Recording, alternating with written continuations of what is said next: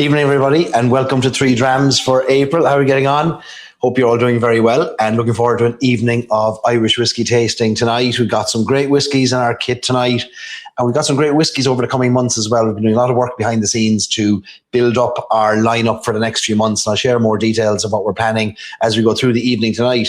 But as always, if you're new to Three Drams, you're very welcome. This is an informal gathering of whiskey fans. We're all on a whiskey journey, probably all at different stages of our whiskey journey. So if you're new here, there are no stupid questions, there's no pretentiousness, and there's no wrong input as to what you're tasting or smelling or what you're enjoying or not enjoying. It's entirely subjective. So you're in a safe space to enjoy your whiskey. If you're not new here, you know the crack. You know, we go through our three whiskies, 1, 2, and 3, left to right in your tasting kit.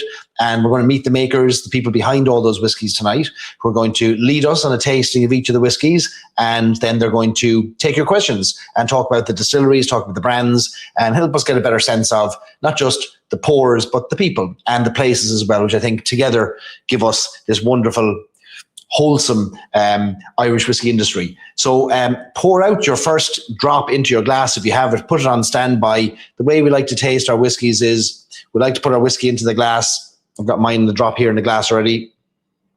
That's whiskey number 1. Leave it to breathe, leave it to open up. If you've got 3 glasses, you could pour all 3 whiskies into your glass and let them open up and interact with the air there over the coming half hour, 45 minutes. And then we'll spend about 20 minutes on each of the whiskies, and we'll take all your questions. So whatever questions you have, let us know and we'll get through them. And then when the tasting is finished, when we've gone through the 3 whiskies, we'll chat about a bit more, we'll have a bit of crack, we'll talk about what's going on in the world of Irish whiskey. We'll take any more of your questions and dive deeper into maybe areas that you wanted to cover a bit more, or if there's a specific whiskey or whiskey making process or history angle you want to talk about with Irish whiskey, we'll stay as long as we have to talk about that as well. So that's the crack tonight. That's the story with 3 Drams.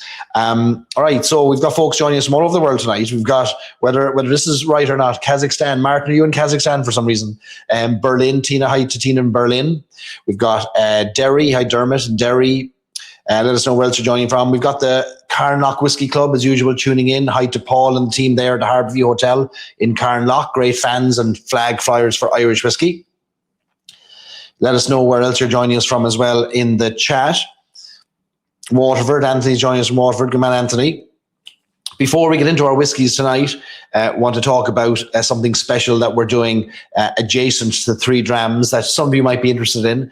Back in November last year, we launched the world's first Irish whiskey cruise, and some of you may have been following along as we chartered a third chartered a ship in the Caribbean, a cruise ship. And for 7 days and 7 nights, we went from island to island in the Caribbean with a whole host of whiskey makers on board, about 80 or 90 whiskey fans. And we had a bar full of Irish whiskey menu exclusive to our guests.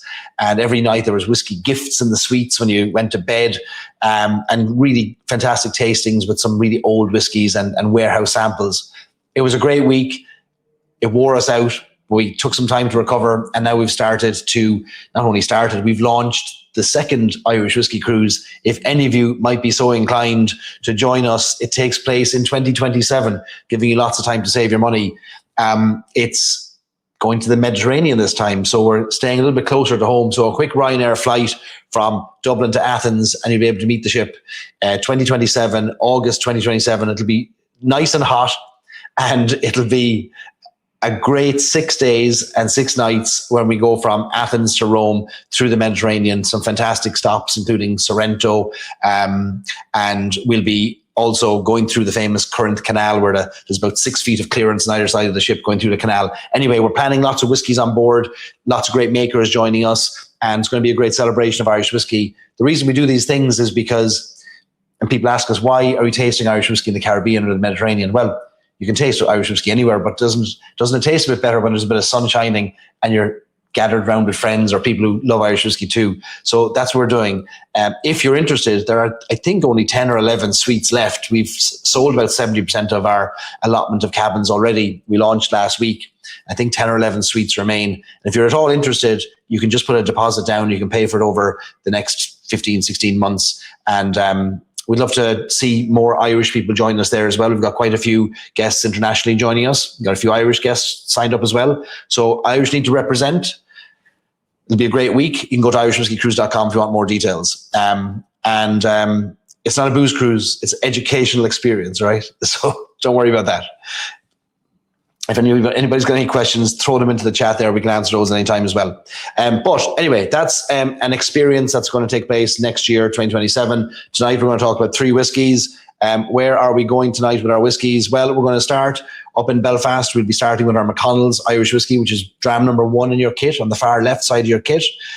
We'll be going about 45 minutes east of Belfast to the Ards Peninsula for our second dram, which will be our Dunville's 3 Crowns Sherry Cask. And then we'll be going to the southwest coast of Ireland, to maybe Ireland's most southwesterly distillery anyway, Dingle Distillery, for their new single pot still release, which we'll be excited to taste as well. So that's our order tonight, 1, 2, and 3. And again, any questions that you have, throw them into the chat, and our guests will lead us on a tasting through each of these whiskies. First up in 2 minutes will be Graham Miller, Master Distiller at McConnell's Distillery in Belfast, who's going to join us to talk about their cognac cask. So make sure you've got a drop of that poured. I've got mine ready to go here. And we'll bring Graham on to join us and have the old chats. There he is, Mr. Graham Miller. Hello. Good to see you again. Hello, how are you, Barry? Good to see Very you. good. How are you? I'm very well, thanks. Better than last time. I had a wee bit of a sniffle last time. You were struggling last time, weren't you? I was a little, but tonight... Under the weather. Yes, I'm fully fighting fit tonight, so ready to go. That's what we want. That's what we want. Graham, we're going to taste the cognac cask, which is the third in the trilogy of 5-year-old whiskies that were released by McConnell's, your first whiskies. Before we get into that whiskey, would you give us a little sense of your job, and maybe the distillery itself? Certainly. Well, my job is to look after the liquid from start to finish, really. We started to distill back in April 2024 in the distillery in Belfast, which, thank you, your timing is impeccable. We're based in the Crumlin Road Jail building, which you can see in front of you there, which is an old Victorian jail building built in 1846, and definitely an iconic building in Belfast. It's Grade 1 listed.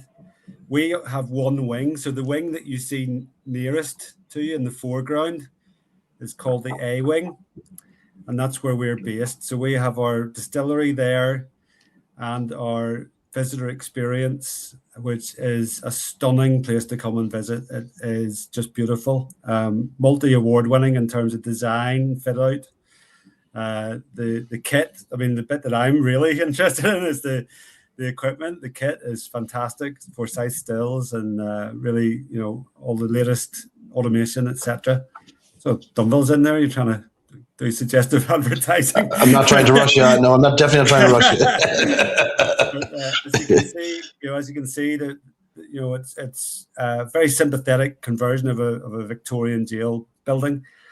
There's some breakout rooms there for tasting cocktails. There's a bar. That's reception that you're looking at the minute. You can see that I suppose we'd like these to become the famous V columns that are associated with our design. They're a key feature.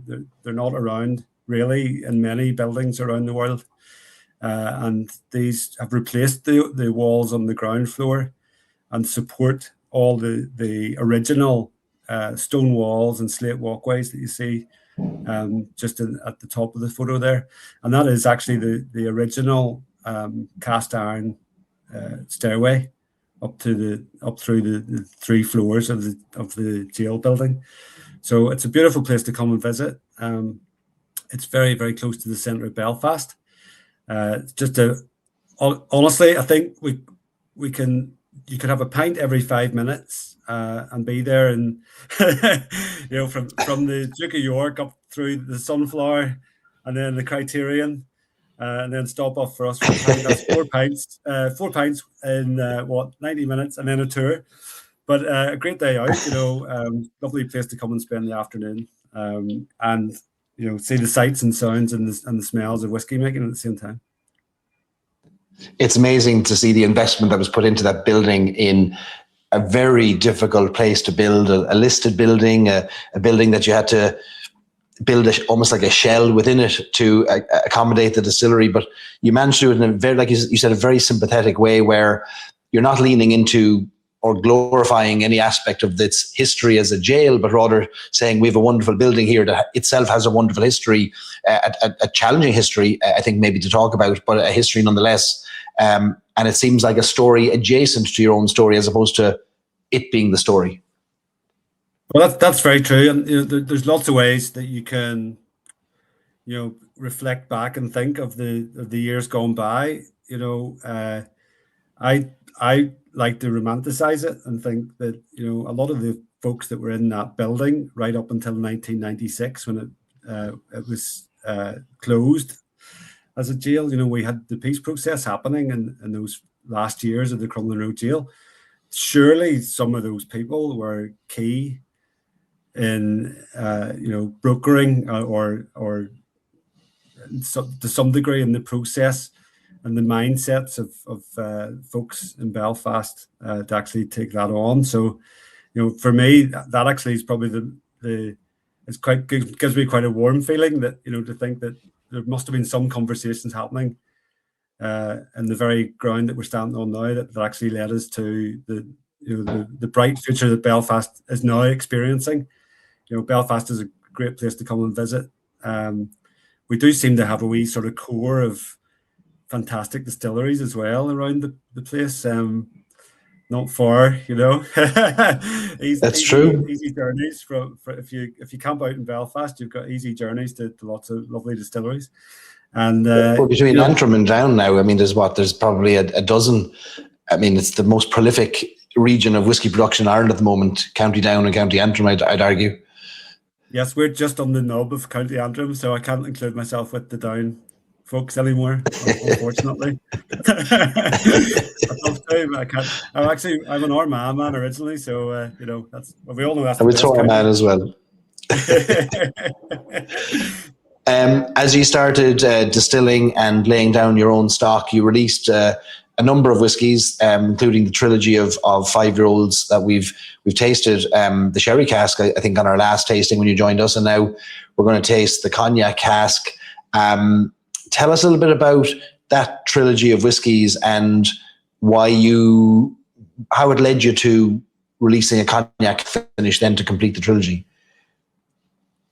We have our 5-year green label blend, and that was the original McConnell's. There we are. That's the original McConnell's whiskey not the original. It's a wee bit like Spinal Tap. This is the new original. So released in 2019, and this is a blend of triple distilled single malt and grain whiskies. We would term this a classic blend. It's aged in bourbon casks, and it has all the hallmarks of what you would think of as a classic Irish whiskey. We bottle at 42%. It's just a lovely, adaptable drinking whiskey. You can sip it, or you can have it with ginger, a long drink. That's our welcome drink when you arrive to come for a tour. Equally, have it in a cocktail. This is the flavor profile is vanilla, butterscotch notes, a little bit of spice, white pepper spice, and it's high malt content, so it's a really good quality blend. Then we came along, not long after that, 2 years probably, the sherry cask came along, and that was same liquid, 5 years, but finished in sherry casks, Oloroso butts and hogsheads, so butts at 500 litres and 250-litre hogsheads. And this would be, I actually describe, I talk about the trilogy as 3 friends that I might take out for a night out. The green label is the solid, dependable. The sherry cask is that sort of slightly loud, brash friend who takes the limelight. And then the cognac is the one that you would go to for advice, But sherry cask is quite intense in flavour. really delivers those fruity notes and those dark chocolate, figs, Christmas spices. And it's quite, it's done really well for us. It became a full-time SKU straight away. And then we move on to the cognac cask. You've got a lovely picture there. I've actually got my bottle here. So, even better. Oh, there we are. So that's the I love the color. And the color is purple. So if you'd asked me a couple of years ago what color the sherry cask label was, I would have said purple, but apparently it's burgundy, and this is purple. There you go. Yeah, that's purple rain purple, I guess. So so how did we arrive at this? Well, really, we just wanted to have differentiation across the three offerings, and we already had the classic, and we had the bold and intense flavor. So we really wanted to go for something more subtle, more delicate, something that offered the drinking experience a little bit more, something you had to think about, I guess, and put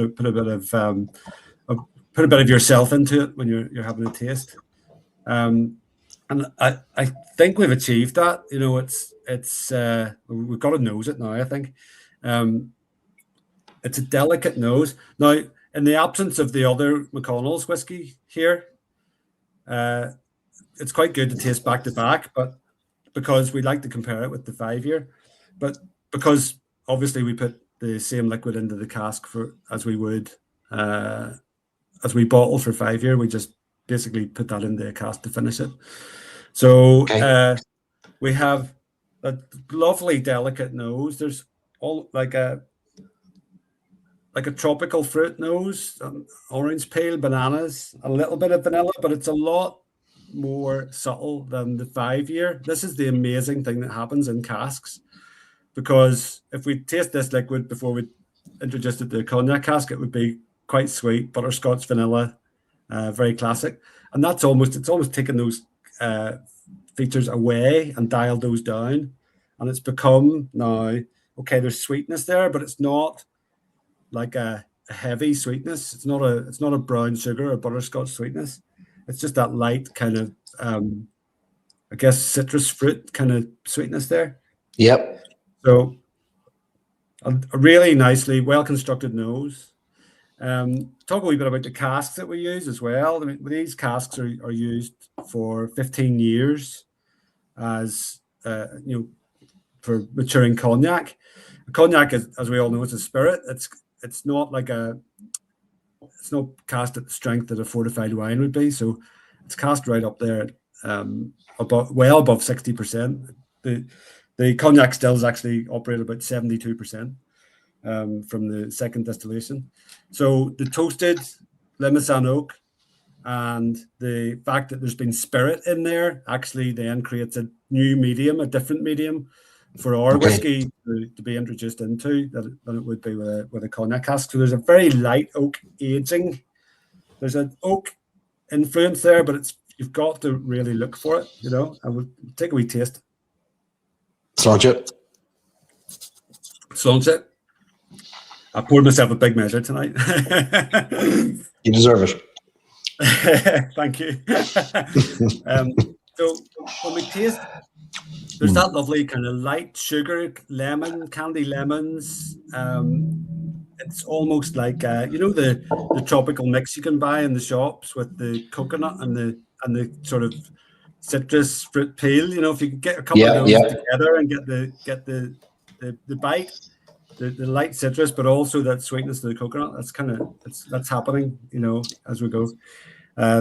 Dried pineapple, very light spice, very light ginger spice, I would say. Yeah, ginger coming through, all right. Yes.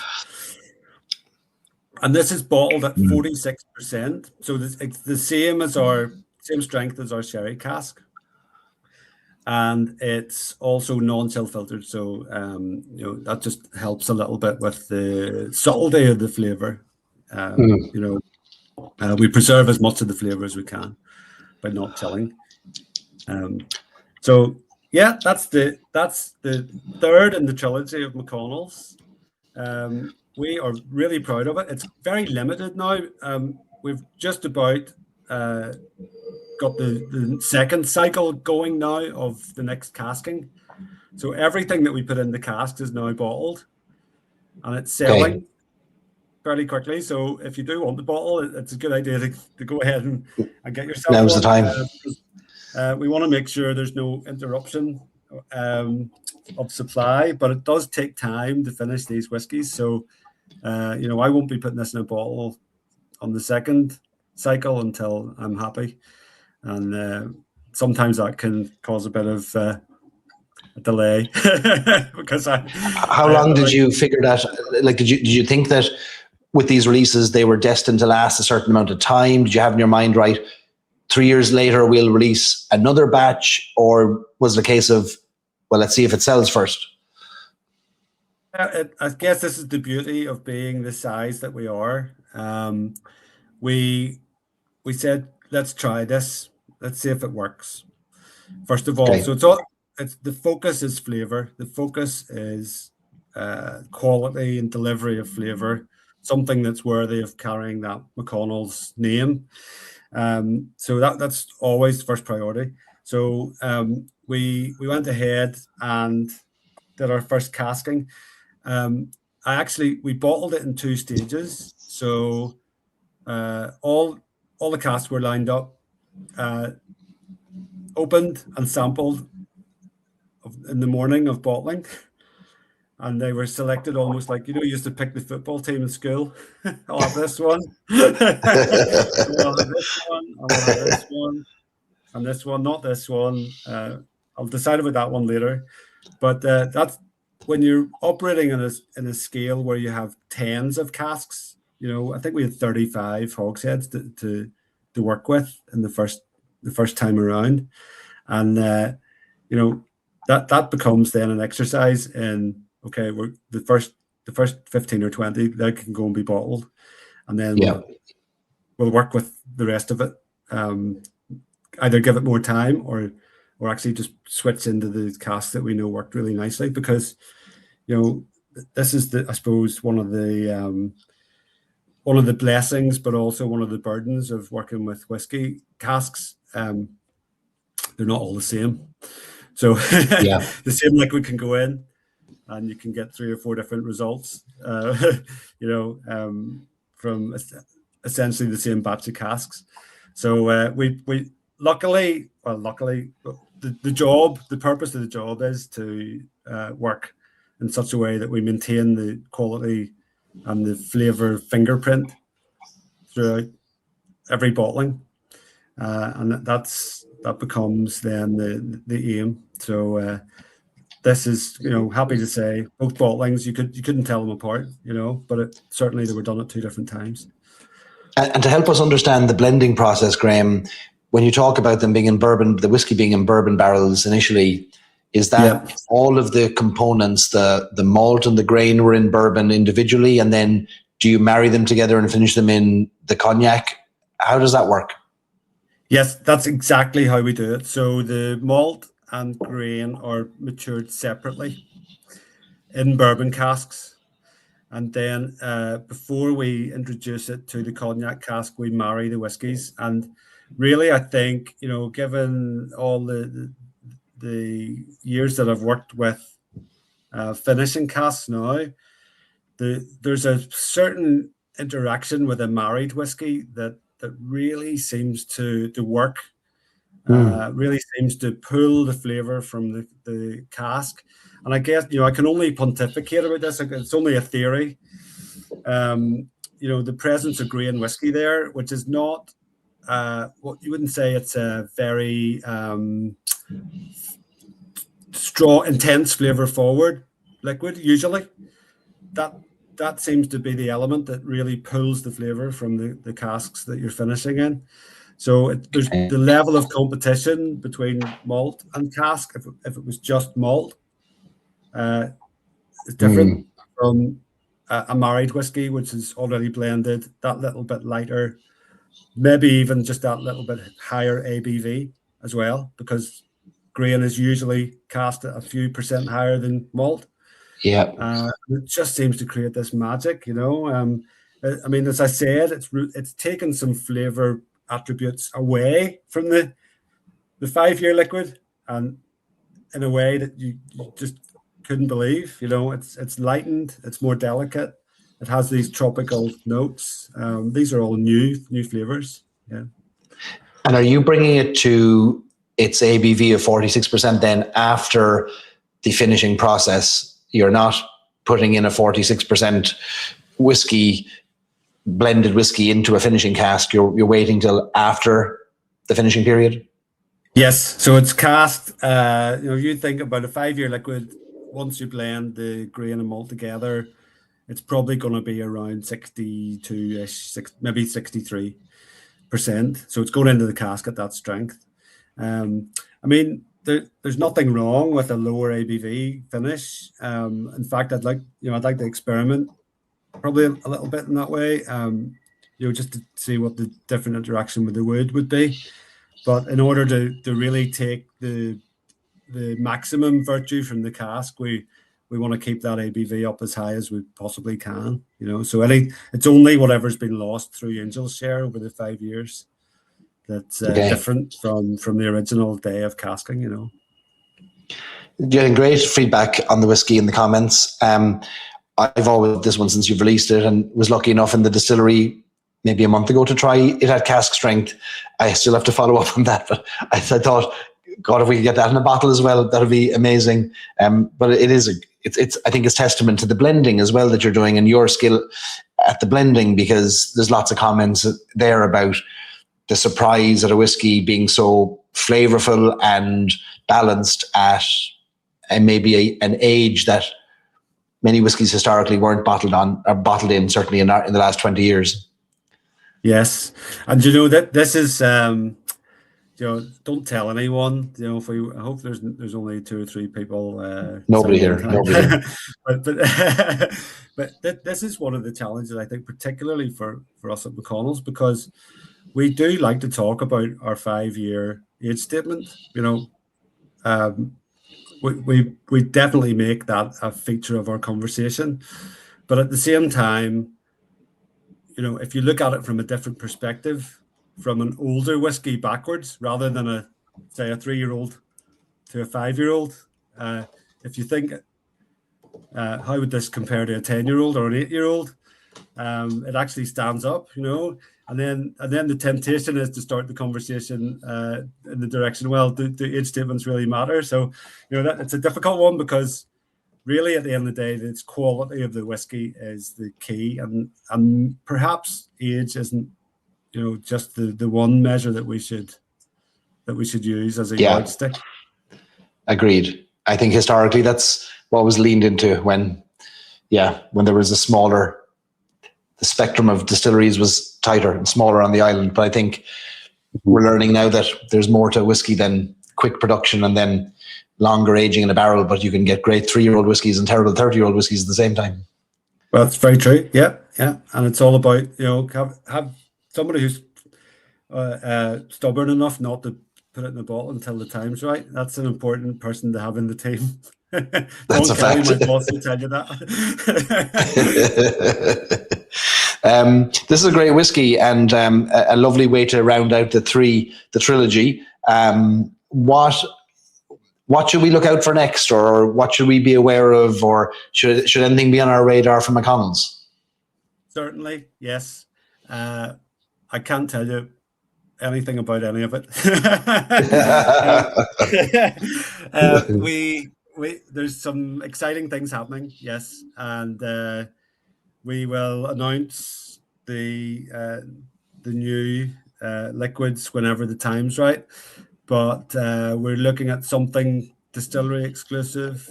We're looking at something a little bit older, and we're definitely doing more cognac finish. So I can say that. Okay. So there will be the cognac finish will continue to be available. We've lots of lovely Oloroso sherry casks in the warehouse, which will be bottled over the course of this year.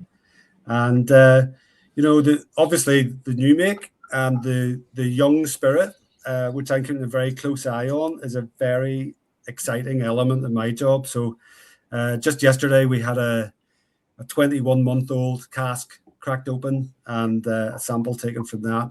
And when you taste that against the new make back to back, the direction that's going in is fab. So, it's only another year and a bit until legally there's a McConnell's whiskey in a cask in a warehouse. So if my arm is twisted far enough up my back, maybe we could get something in the bottle. We'll see. I'm sure my colleagues are. I remember sitting in the back of a bus with you. We were coming back from the Irish Whiskey Awards maybe a year ago or year and a half ago. I was in the back of a bus with you, and you were talking about the new make at the time, and you couldn't stop smiling. And you said, "Look, I know I'm biased, but I have to say this is the best new make I've ever tasted." Yeah, sorry. And I guess, look, this is a really serious point. There's lots of distilleries in Ireland now, and we've all got to be different. That's a key element, I think, of what's going to help us as an industry move into the next decade and the decade after that. And in McConnell's, we've chosen a very specific and very focused direction to go in. So my job is to make sure that liquid is identical every batch, and it's delicate yet characterful, and that's the key. Yes. And that's my job. All the other guys and girls are doing some fab whiskies that are nothing like McConnell's, and fair play to everybody. Jordan's better at this than I am because he's like the president of Irish whiskey. And maybe I should just leave this point to him. Well, we're all very appreciative of you coming on again and sharing the cognac cask with us. And I hope it's not the last time we see you here either, and that when that McConnell's whiskey does get into a bottle, we might get to taste it here as well as a group and talk about it and tell you whether you were right about it being the best new make, turning into the best whiskey. And we can debate that as friends gladly and for a good long while. But if anyone does get a chance to visit the distillery, or if you're in Belfast, do make it a priority to visit the distillery. It's a fantastic day out. Combine a visit to the distillery with a visit to the old jail wing, to the museum tour, for a full day up there, have a few whiskey cocktails, do the cocktail making class. I've done it with a group, and we brought some groups there over the past couple of years. We've always had a great time. Everybody is so passionate in the distillery about what they're doing, and they're passionate about Belfast. They're passionate about the history, and they just want to tell you. In fact, it's tough to get away. Like, you can't get out the door because they just want to tell you more about what's going on. And it's just always a great day out. So stick it on the calendar. And look, Belfast is closer to us than we think. If you're in Dublin, it's a couple of hours up the road. If you're in Cork, put the foot down, you'll be up there in 4.5 hours, and you have a good day out. It's well worth it. Graham, thanks a million. Have a great evening, and we'll see you again soon, hopefully. Yes, thank you very much, Barry. Thanks, everyone, and thanks for the lovely comments. I was able to pick up most of them there as I was talking, and very kind. Sláinte, Graham. Thanks very much. We'll talk to you soon.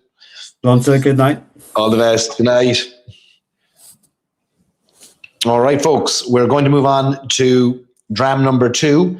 If you haven't already put some into your glass, and if you only got one glass in your whole house, God help you, but wash it out with a drop of water and pour dram number 2 in there.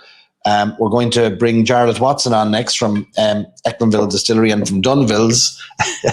I've been watching Jarlath here in the background as we're talking to Graham.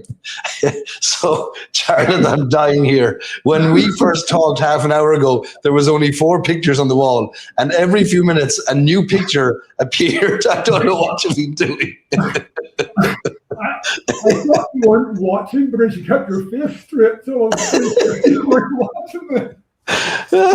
I was trying not to laugh watching you stick all those pictures up on the wall. For anybody, I moved into a new office about 6 months ago, and my walls are still, I have like about 50 pictures and mirrors about my room, and none are up yet. And when I seen the backdrop at 7:45, I thought I have to put some pictures up. So I'm waiting for these pictures to all fall down about halfway through this podcast. I thought they'd fall down too, but I've only seen more going up.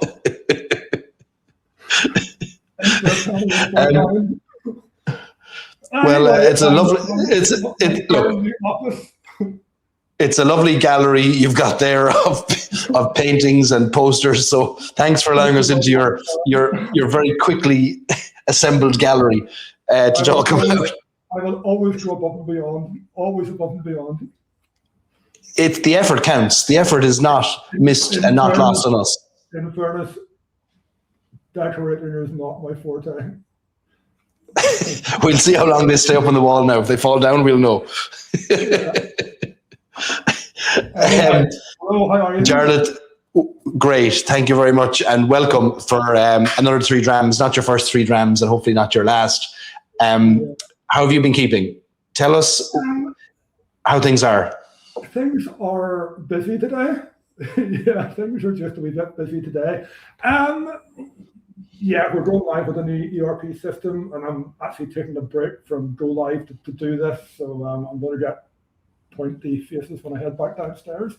But yeah, I mean, things are good. Things are just different. I mean, the whole world is different from probably even 3 months ago when I was last on, and things are different in the Irish whiskey industry and the whiskey industry in general. And yeah, I mean, we're at that stage where Dunville's is established. You know, I mean, we can always do a lot more, but Dunville's is established. We've got lots of established SKUs. We've just actually launched in certain markets a Dunville's blend, a sort of 4-year-old blend that sits, you know, probably below 3 crowns and get to the weight again.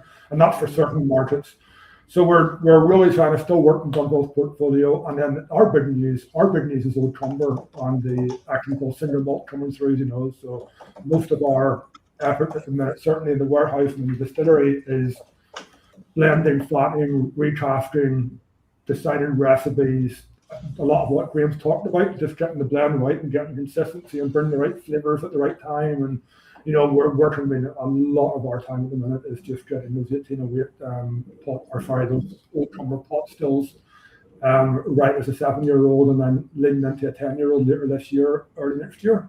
So I mean, that's super exciting on the Old Trumber side, and Dunville's is just, you know, hopefully more of the same and some more.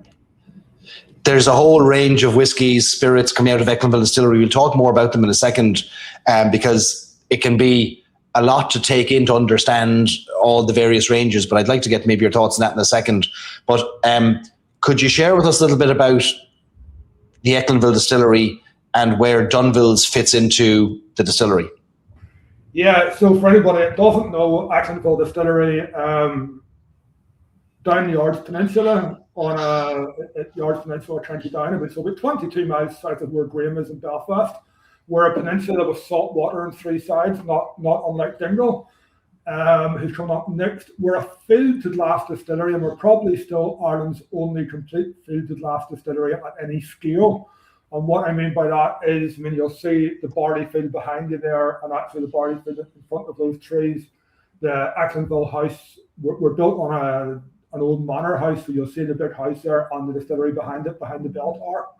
That's a distillery. We're a complete farm to glass distillery, so that means that we do the entire process of the distillery. So we've got plowing the field, storing the barley, floor malt. So we floor malt on the farm, and then we mash, ferment, distill, dunnage, mature, furnish, and bottle on site. So the whole process from plowing the field to wrapping the pallet is done at the distillery and at the family farm. And I think we're the only guys that really do that at scale, including that floor malting process. And that would be for our Old Trumber pot still and for the Ecklinville single malt. Dunville's is a different story. Dunville's is a source product, and with Dunville's we lean in very much to the cask furnace and those big sherry furnaces. And with Dunville's we do big old world furnaces, predominantly sherry, and we tell the story of the different types of sherries. We do that PX, Palo Cortado, Oloroso, Muscatel, whatever, and we also do ports and rums. So all those old fortified crafts, all those old world crafts. You've been around for, is it 10 plus years now distilling? Yeah, we've been distilling since June 13, so I suppose we're 12 years distilling. we didn't distill a lot in 2013, and we distilled very little in 14 because in 2014 we shut down to build a still house that opened in 2015. So we have a certain amount of liquid in 2013, early 14, and nothing until sort of mid 15. So it was, although we distilled in 13, at 15 is when we really started to lay down, in volume. And you've had Dunville's established the interest in Ecklandville, like going to market with sensational whiskies, single malts that, like you said, these old world sherry finishes and long finishes really got you a name very quickly. And Dunville's became the hottest whiskey in town, really. When we released Whiskies with Stories and Sips, a couple of Dunville's, or was it 3 Dunville's whiskies, I mean, instant sellouts, because you had just such a great reputation for the whiskies you'd sourced and matured.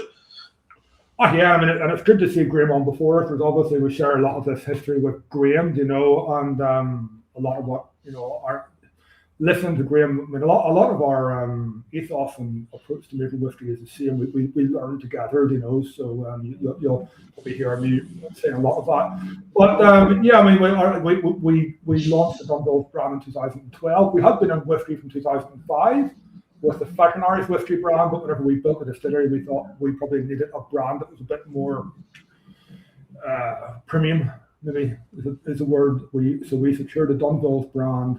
And then we really went heavily into making whiskey without compromise, is effectively what we said. We were always very aware of taking on an old Belfast brand with the gravitas that Dunville's had, and we didn't want to be stood accused of profiteering on an old brand. So we overcompensated by that by really, really leaning into the quality.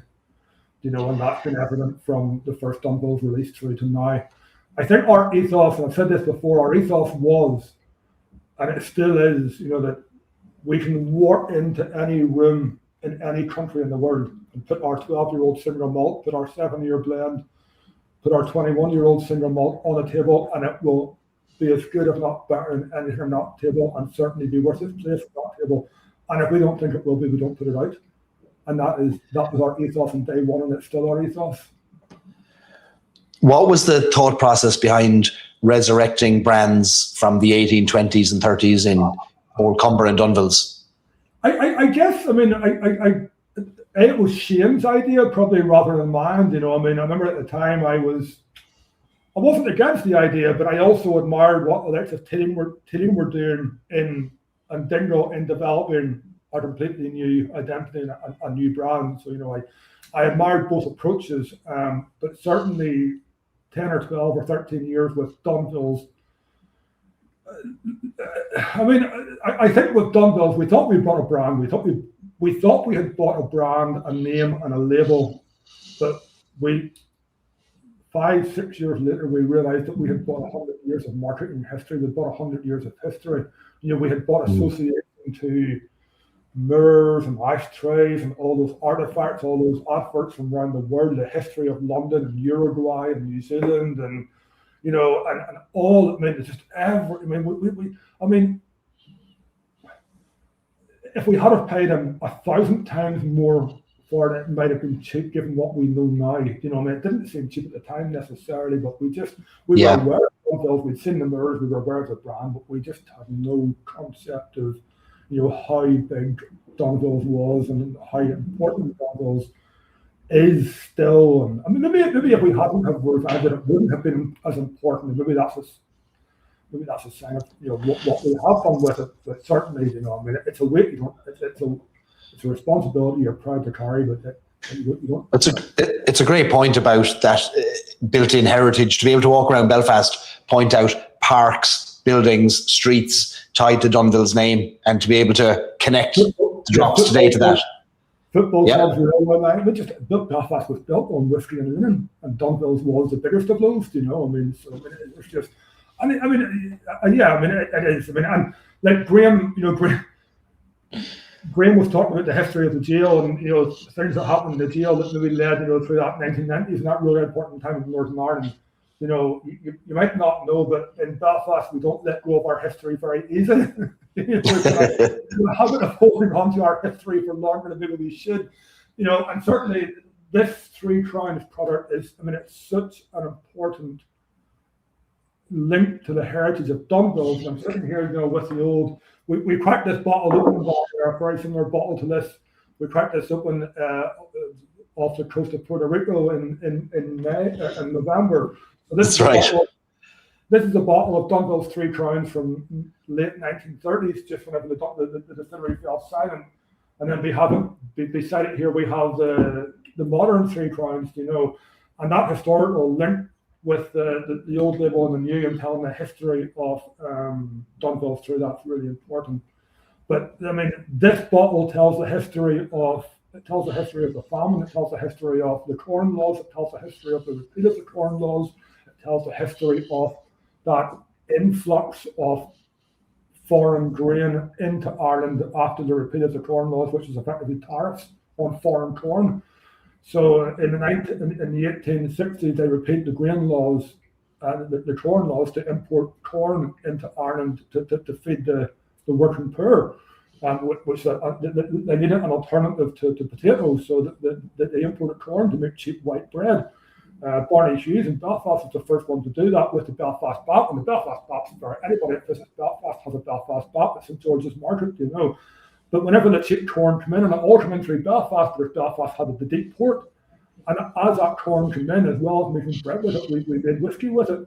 And certainly Barney Hughes' first bakery and Dunville's distillery were about 500 meters apart on the Falls Road.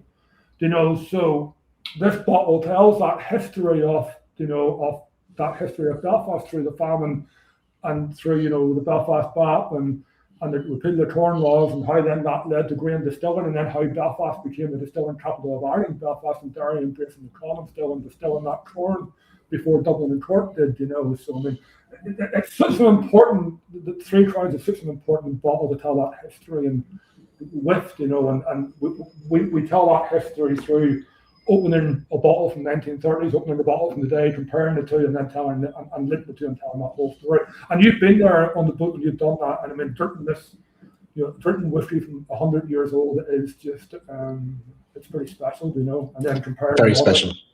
Comparing the modern ones. So whenever we bought the brand, that's what we bought. We bought the ability to do that and tell those stories and everything else, Which is I've heard Carol Quinn, the archivist in Middleton Distillery, share the statement in the past that the history of Irish whiskey is so interesting, we shouldn't be making anything up.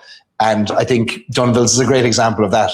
The history is all around you. Yeah, I had this conversation in the warehouse on Friday and Saturday on 2 warehouse tastings. I was making the point that it's so linked to the social history of Ireland, and the economic history of Ireland. They're parallel, and a lot of the things that happen in Irish whiskey happen because of social change and economic change, not because it was decided through the whiskey industry. That's right. That's what I love about it. And you have these conversations with people like Fiona O'Connor who just enlighten you more and more. And I think with being the custodians of Dunville's, we are very well positioned to tell those stories, Should we talk about this whiskey? Should we talk about this liquid in any capacity at all? We're so busy with the history, we've gone for hours. I hate to cut you short on it, but let's help us understand this particular whiskey. So we know the historical significance with corn and malt and the history through Belfast. How did you compose this whiskey then? What is this whiskey made of, and help us taste it? So this would have been our second release back in 2014-15. Our first release would have been the PX 10-year-old single malt. We then decided we had to lean into that grain and that corn, or that grain, because of the history of Belfast, history of Dunville's. So this was the second iteration. The first iteration, we were probably putting 5-year grain, 7-year malt, and 15-year malt, and finishing some off it and all the rest of some in bourbon. And it didn't really work. Whenever you tasted the whiskey, you were tasting the individual components. So Graham spoke 20 minutes ago about marrying, about aging them, maturing the grain and bourbon, or the grain and malt separately. So we mature the grain and the malt separately in first fill bourbon casks. We mature that for maybe 5.5 years in those first fill bourbon casks, and then we will marry the malt and the grain, and that's roughly a ratio of 70-30, 65-35. So roughly 2 parts grain to 1 malt. We'll keep that at the higher ABV, at the Marion ABV, which is about 58 to 60% for for a 5 or 6 year whiskey, and we'll put that into first fill at Oloroso Hogsheads. Dunville's is always first fill, and it's always Hogsheads. So we'll marry that spirit, we'll put it into first fill Oloroso, and we'll leave it there for between 18 months and 2.5 years. So this whiskey is always been a 7 and 8 year old whiskey, and it's 7-year grain, 7-year malt, married, and then 5-year malt, 5 year, and then married in the 8 to 7 to 8 years old with 1.5 to 2.5 years in those Oloroso sherry casks. So really, what you're taking is all those. It is. I mean, it's grain's the predominant feature, which keeps it very light. So you're getting all those sort of trilly notes, those apple notes, those candy notes.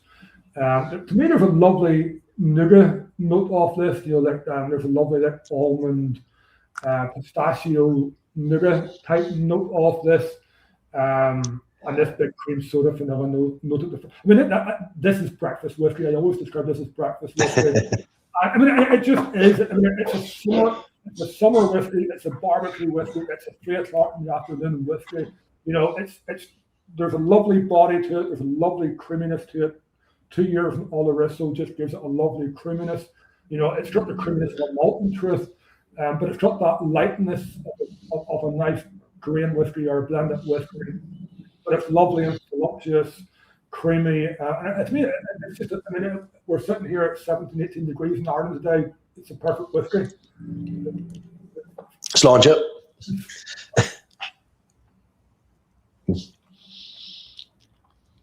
There's a florality there, but it doesn't lean into it that much. It's more of a background florality, keeping it light. All the whistles there at the end, but again, not overpowering. It's a 7-year-old whiskey, so we want it to just have that light touch of Oloroso.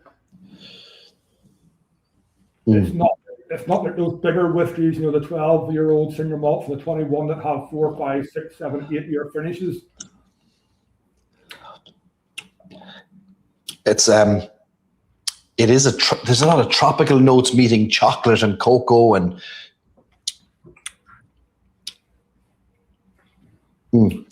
I mean, yeah, and I think for me, we wanted that breakfast style of whiskey. We wanted that lighter whiskey, but it had to have body. That Dunville's character is body, that big finish, that chewy, viscous, voluptuous mouthfeel, that balance in the whiskey. So it had to have all those things, but it had to still have that lightness of a grain and a blended whiskey.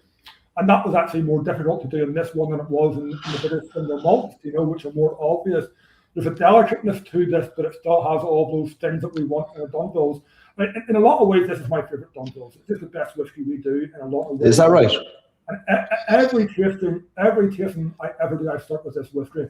Because I always say that what makes every Dunville's whiskey special is distilled down into this whiskey, into a 7-year-old blend. It's in this whiskey. It's just distilled down. It's lighter. It's more approachable. It's just that lighter touch. I'm sorry to say I've never owned a bottle of this whiskey, but I'll remedy that now tomorrow because it's a lovely whiskey. It's a lovely whiskey. I'm reminded now how lovely it is. Yeah, it's a whiskey for us that gets bypassed a lot in our range because it probably sits about 10 to 15 euro below the 10-year-old single malt. Just go that extra hour to go for the 1808. But this, there's something about the structure of this whiskey and the finesse of this whiskey. We've worked in this for 10 years, finessing this whiskey, making it better with every batch. We know what we want in it, and it probably over delivers within that 7 to 8 year old, and it just, it has all those things with spades, and it's just it's a nice counter to those bigger, heavier Dunvilles, that maybe you just don't always want. I know. So at 43.5%, it's just that nice. There's enough alcohol there to carry the flavour and get that creaminess, but it's never going to be overpowering. That's your challenge too with such great whiskies in your lineup, is the danger of cannibalization and just so much choice. Maybe there is a whiskey like this gets overlooked, sadly. I think this one, in the distillery, this is a firm favourite of ours. This is in every tasting we do, and it's in every tasting we do. It's a palate cleanser to start. It sets your palate. But if we didn't swear by this whiskey, it wouldn't be on every tasting we do. It's the Black Bush of our family, if that makes sense. Our Jameson Crested, whenever Jameson Crested was still You know, Yeah. what it was. I mean, it was always meant to be. It was always meant to be that direct competitor to the old Jameson Crested, the Crested 10. Yes. Should I say? So it's meant to be that direct competitor of the Crested 10 and the Black Bush, and it just sits at that elevated blend level, you know, and just has that sort of place in our distillery. That's a great way to position it, and yeah, a great way to help people understand where it lives in the portfolio, the kind of the daily drinker, the go-to, the always on the shelf whiskey from the portfolio. Ian has a great question here. Now that you've got your own stock and your own liquid, will you keep sourcing for the likes of Three Crowns? Yeah, I think we will for two reasons. One, because we don't distill enough to feed Dunvilles. Dunvilles is a larger brand than what we can produce in Actonville, but also the profile is so different. I think that's an important thing that people are starting to realise. I think maybe there was 2 or 3 years ago, there was this expectation that Actonville and Old Cumber would be Dunvilles Part 2. It would be a continuation of the same sort of liquid. That was never our intention. Our intention was always that Old Cumber and Actonville would lean very heavily into that filtered glass, double distilled, as is this actually, but really big, heavy, old-fashioned whiskies. They were never going to be similar. So I think that we don't distill a lot of malt at Actonville. We probably distill more pot still than we distill single malt. And I think whatever single malt we do will predominantly go into the Actonville label. So Dunvilles, as our best hope would be that Dunvilles will remain predominantly sourced from the Truly Peninsula. Anyone who's been paying attention to awards, the Irish Whiskey Awards over the last few years, can't have overlooked the fact that Dunvilles sweeps the board. Like, you have trouble carrying home the trophies at the end of the night. Yeah. Best whiskey in Ireland continuously, best single malts in all the age categories. Yeah, you must be sick of it. I didn't have trouble last year, but I was in the Caribbean with you whenever the awards happened. So that's right. I think Stephen and Niall and Peter had the trouble last year. And what a life! I couldn't pick up all my awards. I was in the Caribbean on a ship. You know, I mean,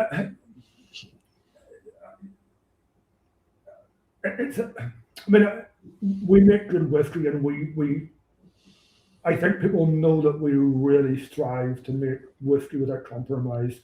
And I think I said at the last, that we've won best whiskey in Ireland, overall best whiskey in Ireland, 3 of the last 4 years. And I think I said at the last awards I was at, which were in Hinch in County Down. I think I said that we try and release exceptional whiskey after exceptional whiskey after exceptional whiskey after exceptional whiskey after exceptional whiskey. We never drop our standards. We never take the foot off the gas in that regard. I still feel it. We still feel it beginners in the industry. We still feel it.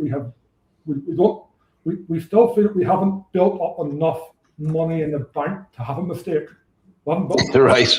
We haven't got enough credit up to get something wrong. So, you know, probably the likes of Redbreast and Bushmills and Truly can probably get one wrong, but I don't think we haven't got to that stage yet, you know. So every release we put out is so thought out, and is so without compromise. And I think that approach shows in the awards, and the awards are just a direct consequence of that approach. You know, it's not something we don't make whiskey to win awards. We make that style of whiskey, and then they win that style of whiskey. But yeah, that is an approach that we've just hammered into our place for the last 10 years, and we're taking our approach as well with our own liquid in the Old Cumber and Actonville labels as well. You know, and it's just something we'll always do, because we will never compete on price with the big guys. We'll never make enough, so we have to compete on the quality side. And this one is very affordable. What's it, $39.99 sterling? Yeah. I think there's about 40 quid, 45 euro roughly. It sits in that mark, yeah. A great. I think there'll be a different out tomorrow, Barry. So we'll drink the different. Perfect. Amazing.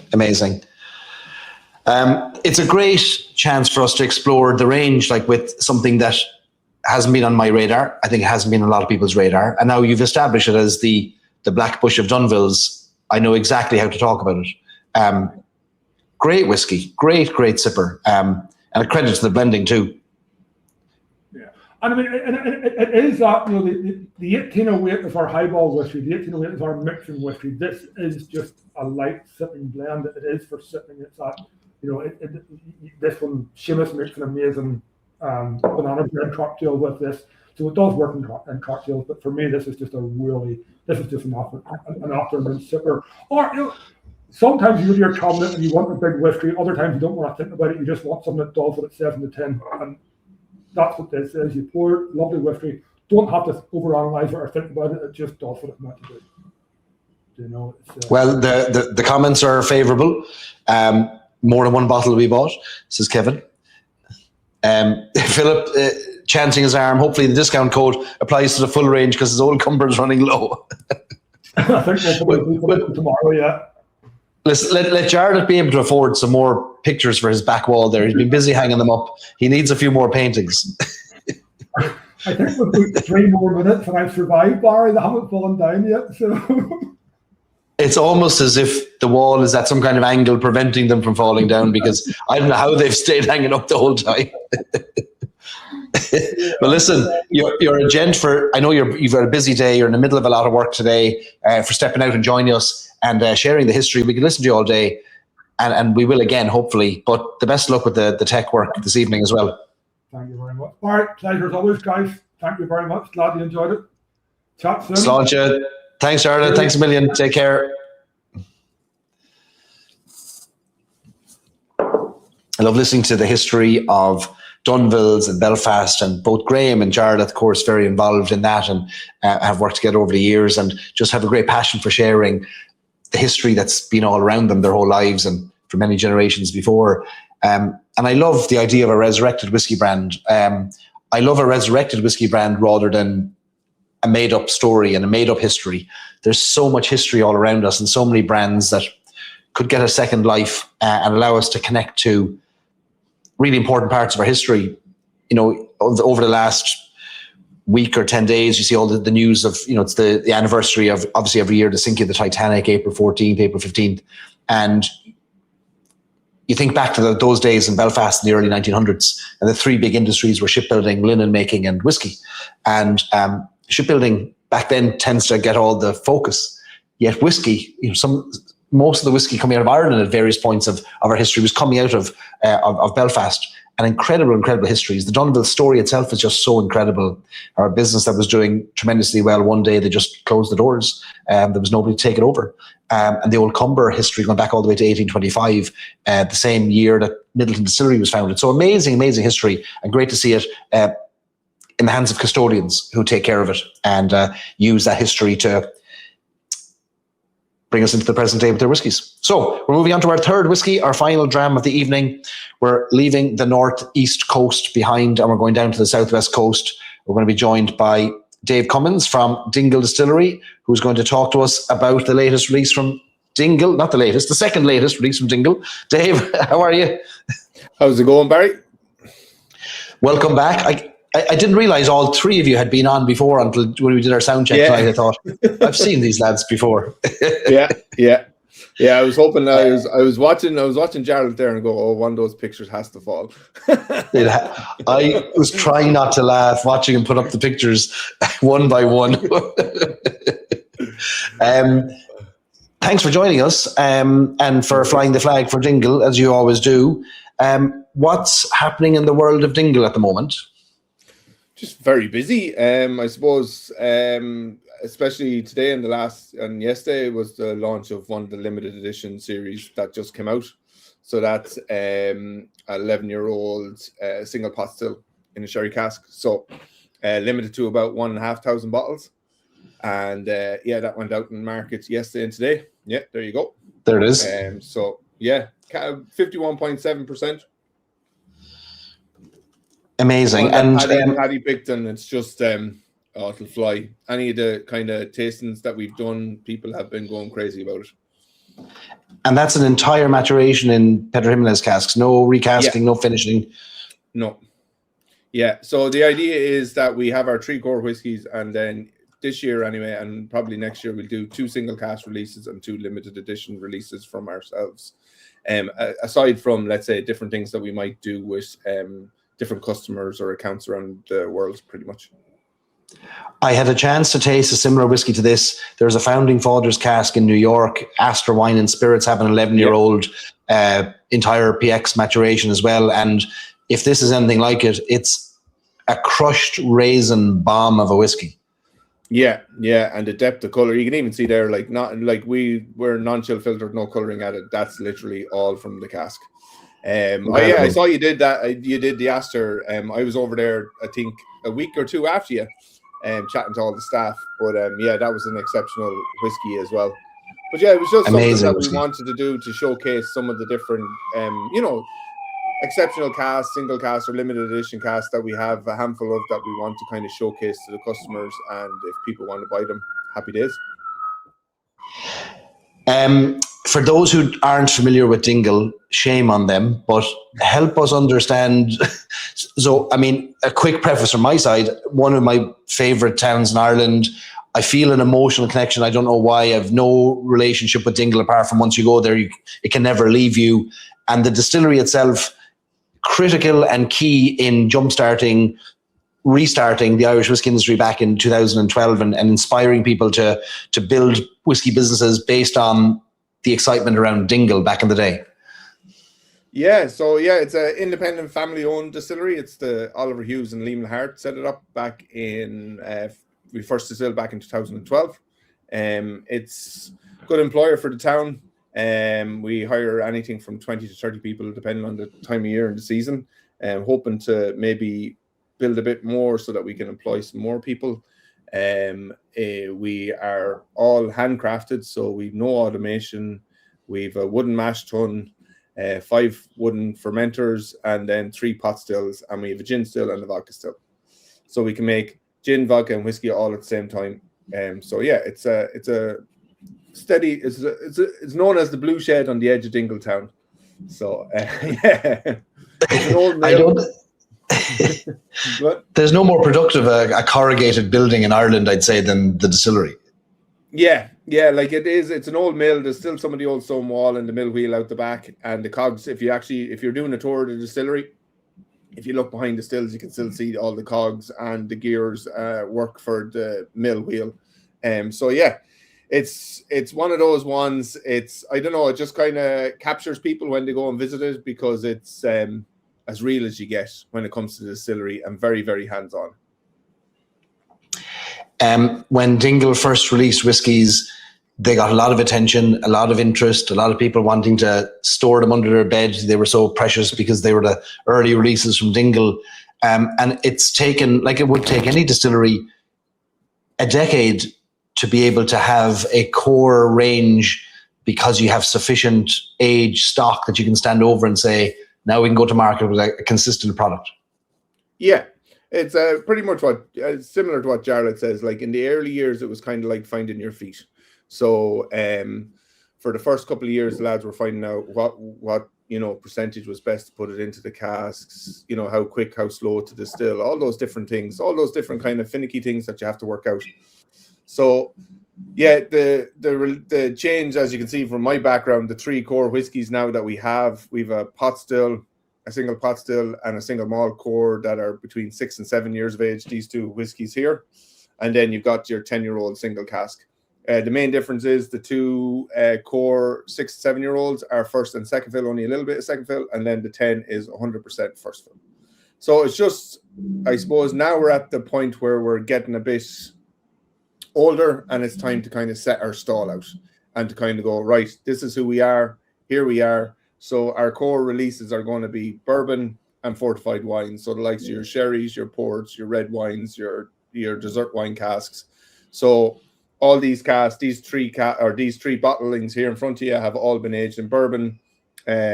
Oloroso or Pedro Jimenez, the 10 has some port, and then the pot still has a little bit of red wine, predominantly from Bordeaux. So that's the kind of range we're going with for our core range and start building that out. So hopefully in the next couple of years, we'll be adding 1 or 2 more core range whiskies to that. And then we still have 20 to 30 different cask types for likes of limited editions or single cask that people might be interested in. Yeah. I don't think the range has ever been better. Like, I don't think the whiskies have ever been better. I think what you're releasing now and some of these double-digit Founding Fathers casks that are coming to market are really showing the benefits of time and wood and really flying the flag for the quality that's coming out of the distillery now. I think there's never been more lauding of great liquid than over the last year or two especially with your core range. Yeah, I suppose it's time for us to, step up to the plate and go, right, we're adults now. As I said, we were teenagers and children for a while. Now we're kind of, right, we're setting our stall out. Here we are. And we're kind of, I suppose, especially with the pot still, like we did about 6 to 8 blind tastings, all the staff, to come up with these whiskies. So Paddy and Elliot would have selected they would have selected 5 or 6 samples and we'd all blind taste them. And then the lads would pick the top 3 and then go back. And it was about 14 months to 16 months picking these whiskies. And I suppose the main question we asked ourselves, especially when it came to the pot still, was like, what's Dingle single pot still? At the start, we were comparing it to other pot stills, and then we're like, no, hang on a second. We need to look at this from Dingle, from where we are, because like for us, it's not just our gin, our vodka, and our whiskey. It's about where we're from. It's about, the people, the landscape, everything that goes into Dingle. It's not just a bottle of whiskey, or it's not just a bottle of gin or vodka. It's where we're from and who, like that local area. That's very important to us. So when we stopped and actually looked at, what's Dingle single pot still? What's the flavor, or what's the characteristics of Dingle single pot still? Then we were getting, nailing the whiskey an awful lot quicker, and we kind of found our feet very, very quickly.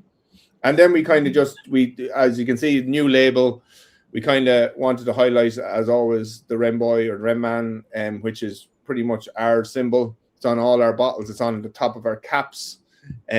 So we put him on the bottle again, on the side just a little bit. We kind of quirked it a little bit because we have a few details on the side, all the different cask combinations. We're not afraid. We put down, like, this is, as it says on the side, 59% bourbon, 33% Oloroso, 4% Pedro Jimenez, and 4% red wine casks, and then Paddy's signature. And for us, we're very transparent. We're not there to hide anything. We're going to say what's in it. And this recipe should hopefully last for 5 to maybe 10 years, and then we might have to change it, and we'll change that percentage on the side. And then we also have a little nod to the town with the colours of the Wren along the side, the 4 different colours of the Ran. So if you're in Dingle, it's called the Ran. If you're everywhere else, it's called the Wren.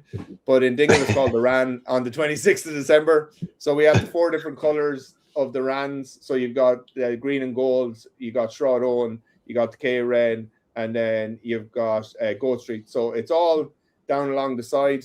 And we have them rotated differently. So on the pot still, they're one way, on the single malt they're another, on the single cast they're another, and on the limited edition they're another, because we didn't want to annoy any of them. Pretty much. Yeah.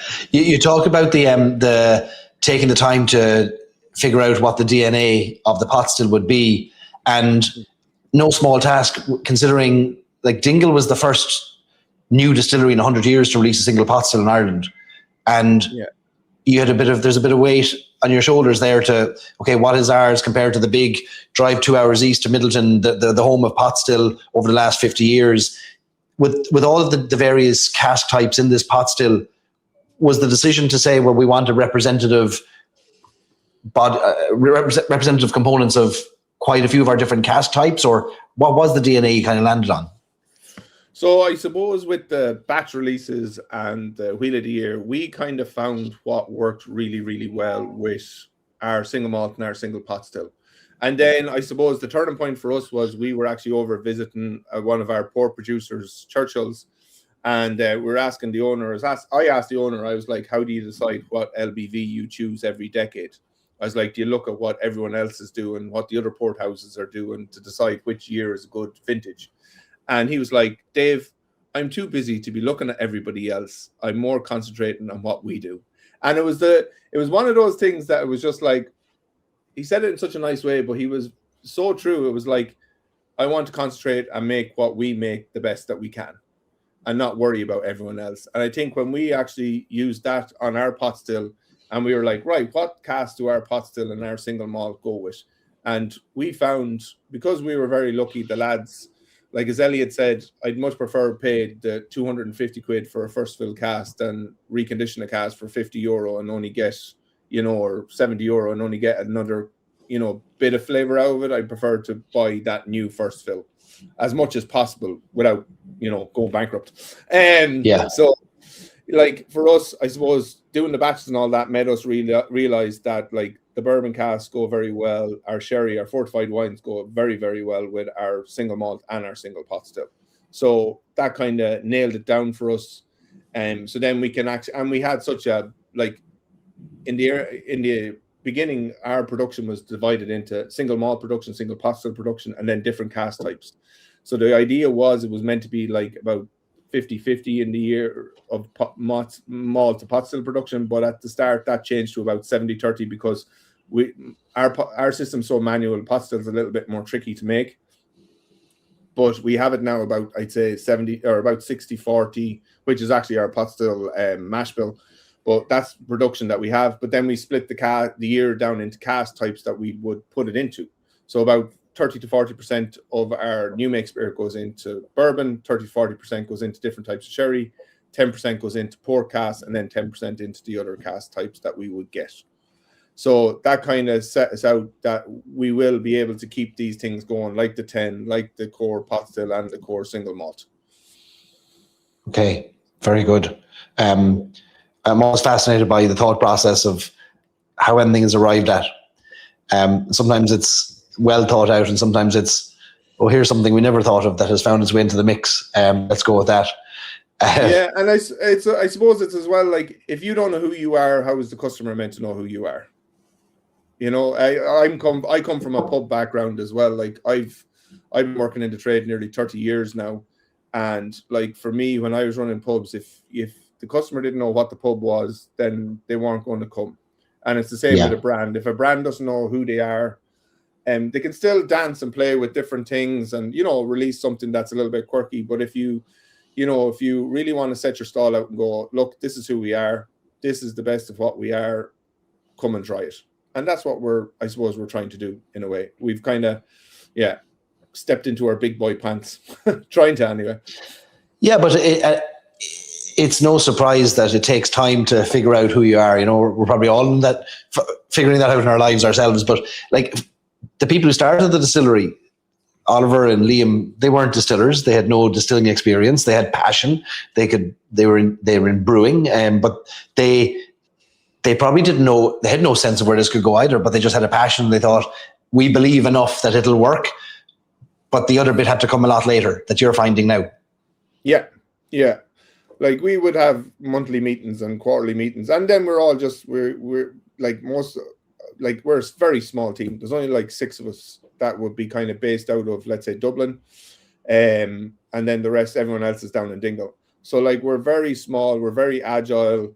The thing with especially Elliot, who took over for Oliver after Oliver passed, like his son, and Liam, we're very open.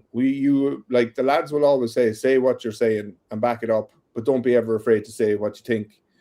So I would always be, I suppose, the pot still, when this came out, like when we started looking at this, what was it, 2 years ago now? Elliot was like at the meeting, he was like, Dave, you can shut up now. We're going to look at doing a pot still, because I had been coming from the customer side of things and the bar side of things going, everyone's dying for a Dingle single pot still. Because like you, Barry, I was like, there hasn't been a pot still that has been distilled and matured from another distillery outside, like the likes of Middleton. Yeah, Cooley had done it, but like for an independent distillery, like for me, the pot still and the 10 were not just a turning point for Dingle, it was kind of a turning point for Irish whiskey. Whereas like we were one of the first out the gap, we're independent and we're kind of setting our stall out.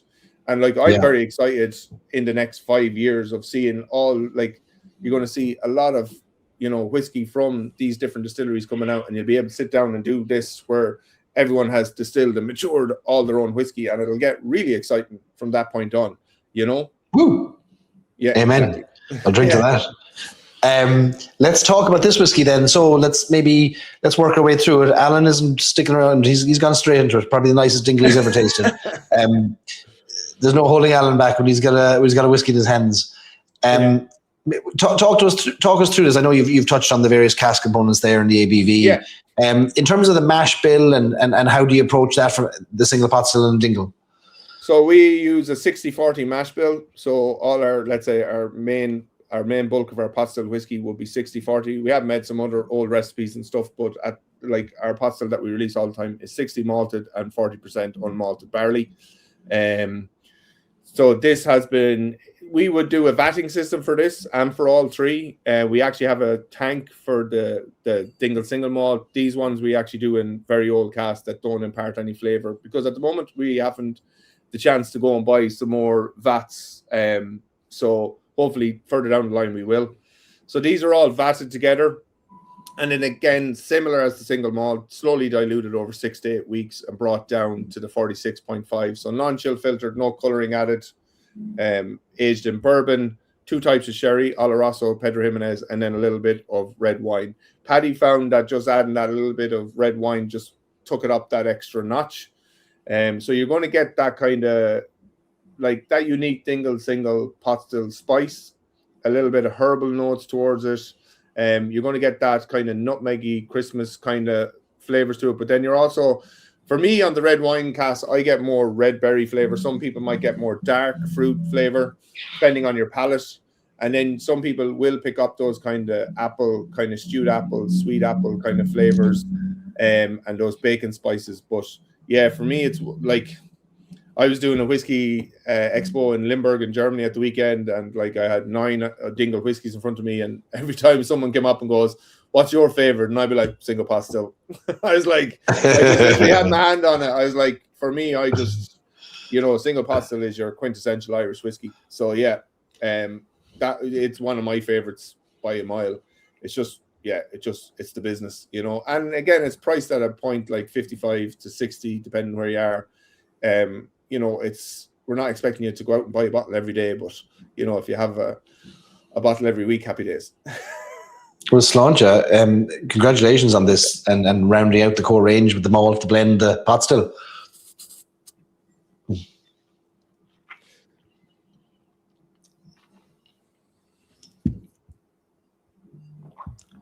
Mm.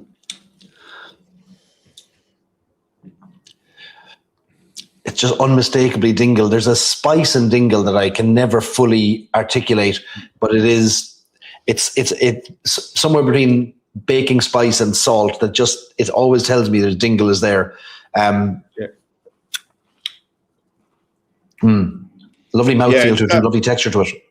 Yeah, that's probably one of the things that I find when you go abroad with Irish whiskey, let's say, especially like the likes of myself, I suppose, Jarlath and the lads, where our ABV is a little bit higher. A lot of people will be used to more 40% Irish whiskey, so they find like the spice of the Irish, of like the new Irish whiskies, a lot more intense than the Irish whiskies they used to drink. So yes, yeah, it's one of those things that I'm always to people, just this is the new wave of Irish whiskey. It's going to have a lot. We're trying to keep more flavor for you. You can add water if you want to bring it down. But we're trying to keep, those flavor components and all that more, give you more whiskey for the dollar or the euro that you're spending. I like that you've kept the ABV up, and like you said, it gives choice. And I know some people will be in the camp that every whiskey should be cask strength and we add the water ourselves. I don't buy into that personally. I think I'd rather rely on the blenders and the distillers to tell us, rather, after fighting with the accountants, what the ABV should be. But I think, yeah, you've come out at 46 and 46.5 up that way for almost all your whiskies, I think, haven't you? All our whiskies, yeah. Cask strength is, I'd agree with you, cask strength is beautiful, but it's like people are like, oh, release cask strength. And we do the single cask, we do the limited edition, it's not cask strength, but it's brought down a little bit. But like, I'd love if you could do cask strength all the time, but unfortunately the market just isn't there for it. I know. It's like when I used to make cocktails in bars, and the lads would be like, I want to make something super, super spicy. And I'm like, you're aiming for the 1 or 2%. And that's it's not going, and whereas you want to kind of get more of the crowd and not like still keep quality, but you still need to look after the customer at the same time, Yeah. You're right. And most whiskey in the world is drank at the lowest legal proof. Let's be honest. It's drank at 40%. A question from Ian about diluting down to bottling strength. I know some distilleries will have a slow addition of water. Dingle uses its own water source, I think, do you, for bringing the water down or the whiskey down? Yeah, so like so this is actually something that we chatted to with some of our French compatriots that we got cognac and Armagnac casks off and stuff. So there's this kind of like Paddy and Ian. So Paddy is the head of Paddy looks after everything in the distillery. He's the head of production and maturation. And then Ian looks after the cask warehouse. So they would slowly dilute the whiskey from anything from 6 to 8 weeks. Every day or every second day, they'd add 50 litres to 100 litres slowly into it to slowly dilute it down until they feel that it's at the right ABV and the right flavour profile. That's their job, is to make sure that every time you get that bottle, it should be pretty much as close as possible to the other. There's a few reasons for the slow dilution. One is that, let's say, if you have a big vat like we do for the single malt and you dumped 2,000 or 3,000 litres of water in on top, you could have a few reactions. You could have an exothermic reaction, which would be like a heat bomb, and it could burn off some flavours. But then you could also split the whiskey in a way that it just wouldn't work when you go to bottle it.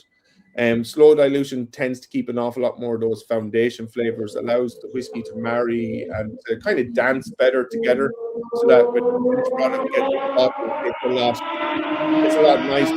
You're getting a lot more flavour from start to finish. I would always say it's like building a house. You need the foundation, the walls, and the roof. And if you try, like we could do it faster. Like Paddy was like, we could do it faster, but we feel doing it slower allows a lot of those flavors to stay in the bottle and to mature and to give you that mouthfeel from start to finish, so you have a longer tasting whiskey. I have images of you adding water to the whiskey like cream to an Irish coffee over the back of a spoon. So gentle. Let's not mess this up, you know. yeah. Like it is. It's an extra labor cost. The lads doing it every day or every second day, throwing in the 50 to 100 litre. Like they're not just dumping it in with like they're slowly pouring it in. And it's like Paddy has said, like we could do this an awful lot faster, but he feels that it does keep more for that whiskey in the end result in the bottle for the customer. So if that means we're producing something that's more quality for the customer, then we're going to do that. Plain and simple, you know. Some very interesting comments coming through about people liking this and comparing it to previous releases, and also Brian talking about how it has. The first sip felt aggressive and then it opened up like a wine. Maybe the first sip primed the palate. There's no doubt there's a complexity to Dingle's whiskies, and there's sometimes an uphill climb in a way that the reward at the end is worth the climb. Like you wouldn't want to just land on the top of the mountain. Sometimes getting there is half the crack. Yeah, and that's the thing. It's like the 46.5 is literally what we decided, the lads decided was what they felt was the best. An ABV on a bottle is just what that distiller or the head of maturation or blender feels is the best ABV for you to drink it neat. But at the same time, I always say to people, taste the spirit, taste the whiskey, taste the gin, taste the vodka, and then you decide what you want to do with it. We're giving it to you in a bottle to say, this is what we think, but this is yours now. You do what you think. So, like, I know an awful lot of people would, you know, back in the day, when I ran pubs, they'd turn their nose up about whiskey cocktails, and they only had to be, you could only use the blend, and you can only, and I'm so delighted to see more and more bars, especially across Ireland and across the world, using single malt, single pot stills and making absolutely exceptional whiskies, making tall drinks. And I think that's one of the things that's helped Irish whiskey get to where it's getting, because it's a much wider demographic of drinkers, because you're 4 or 5 different ways. It's more versatile, 4 or 5 different ways to drink it. And, you know, 100%. And that's the beauty of it, you know? So, well, give it Jameson, and, you know, and play around with it. and look, like you said, you start with great bases and you can make great drinks. And Jameson wasn't built on just neat drinks alone. It was built on cocktails, picklebacks, and lots of shots. But I was talking to Rupert Egan earlier from Egan's Whiskey, and they've just had great success launching the world's first Irish whiskey iced tea. And we were talking about how straight whiskey can't do all the heavy lifting for Irish whiskey alone, and we should be proud of using Irish whiskey in other categories if it means more Irish whiskey is made and sold. Yep, yeah, it has. What's that? Rising tide raises all ships, and that's it. No matter, you know, I'm always delighted when I see people playing around with, you know, whiskey cocktails and stuff. Like, it was down with Rory and Mac in Shelburne Bar, and they were doing a whiskey cocktail and in Cork, and I was like, savage, love it, give it socks, and they were just like 100%. And it's just getting a good flavor. It's adding 2 flavors to make a better flavor, and I'm like, do it. Absolutely do it. I toured the Bacardi distillery in Puerto Rico last year before our whiskey cruise, and on the tour they take great pride in talking about which rums they love to use for cooking. So they talk about which rums they coat their chicken wings in when they're basting them. And I thought, I love the passion for using your drink in all these different ways and not being precious about how we consume it. Yeah. A couple of questions for you before we let you go, No worries. Dave. One is, can the distillery sell bottles direct, or do we have to go for the super value? No, so like we are looking at putting in a thing. So if you're based in an iPad type thing, that if you're based in the US, you can actually order, because the shipping in the US got a bit tricky there. So you can actually order from a store in the US from our partner over there. But if you're in Dingle and visiting the distillery and you want to buy a bottle, then Super Value, Moriarty's, Spar, Centra, they're pretty much all got our bottles. It's one of the things, we never had an off-license for the distillery, so we send everybody into the town, and the town is a massive part for us. All the pubs and shops and restaurants are brand ambassadors for us. They're absolutely savage. Love them.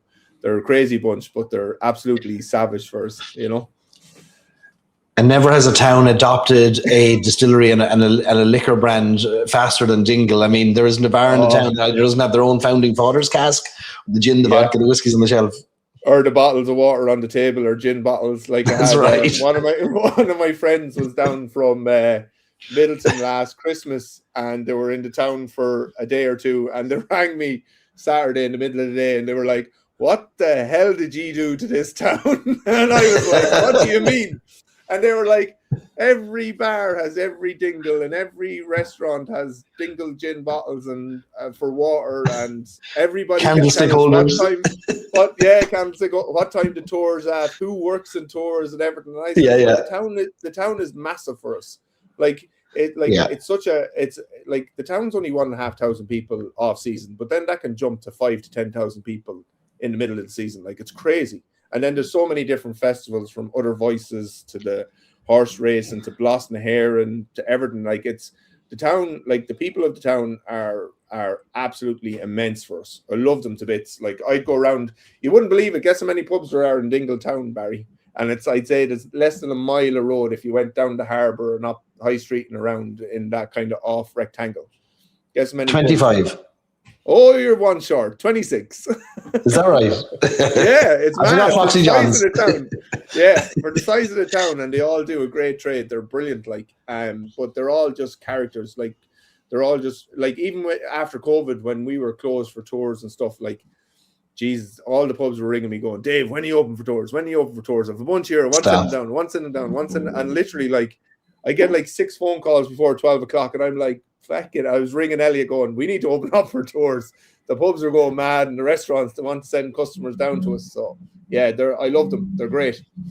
Isn't it amazing, the acceptance too of, a few blow-ins that came in and said, here's what we're going to do in the town. And I heard great anecdotal stories of Oliver buying pints in all the pubs to tell people the story, and people buying into his passion and saying, all right, he's one of us.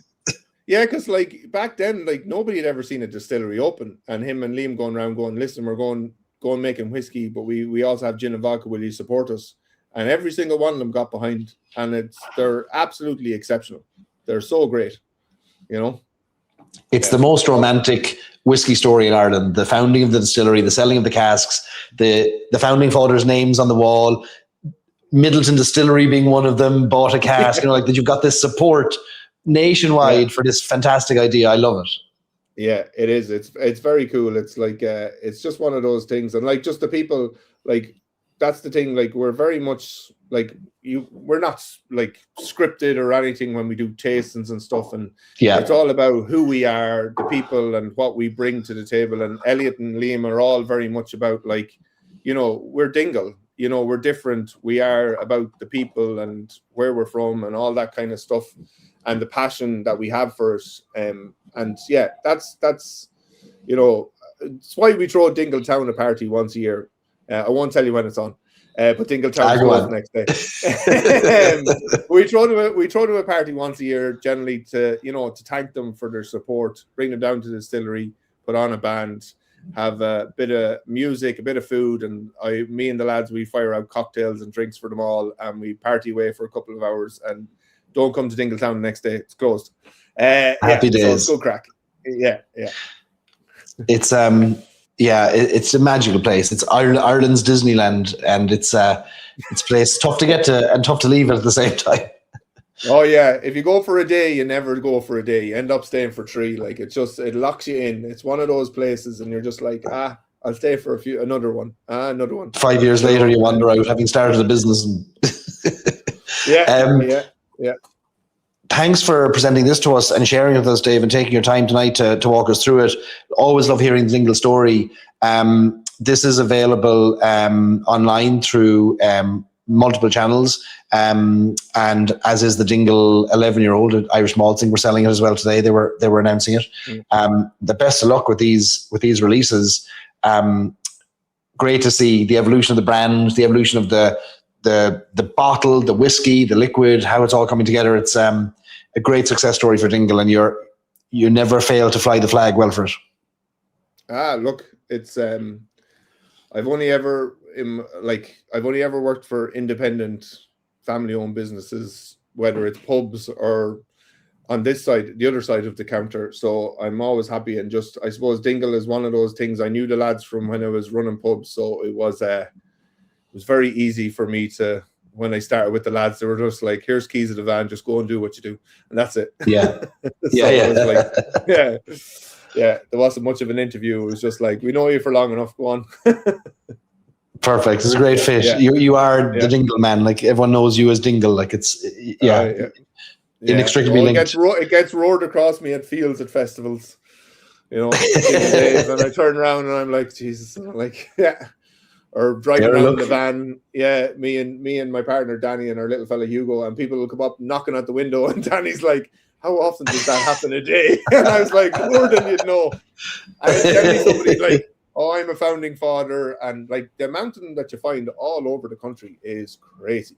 Like there's no tasting I haven't done where someone hasn't come up and gone, "Oh, I'm a founding father," and I'm just like in awe of how much back in the day Oliver and Liam got themselves around the country to.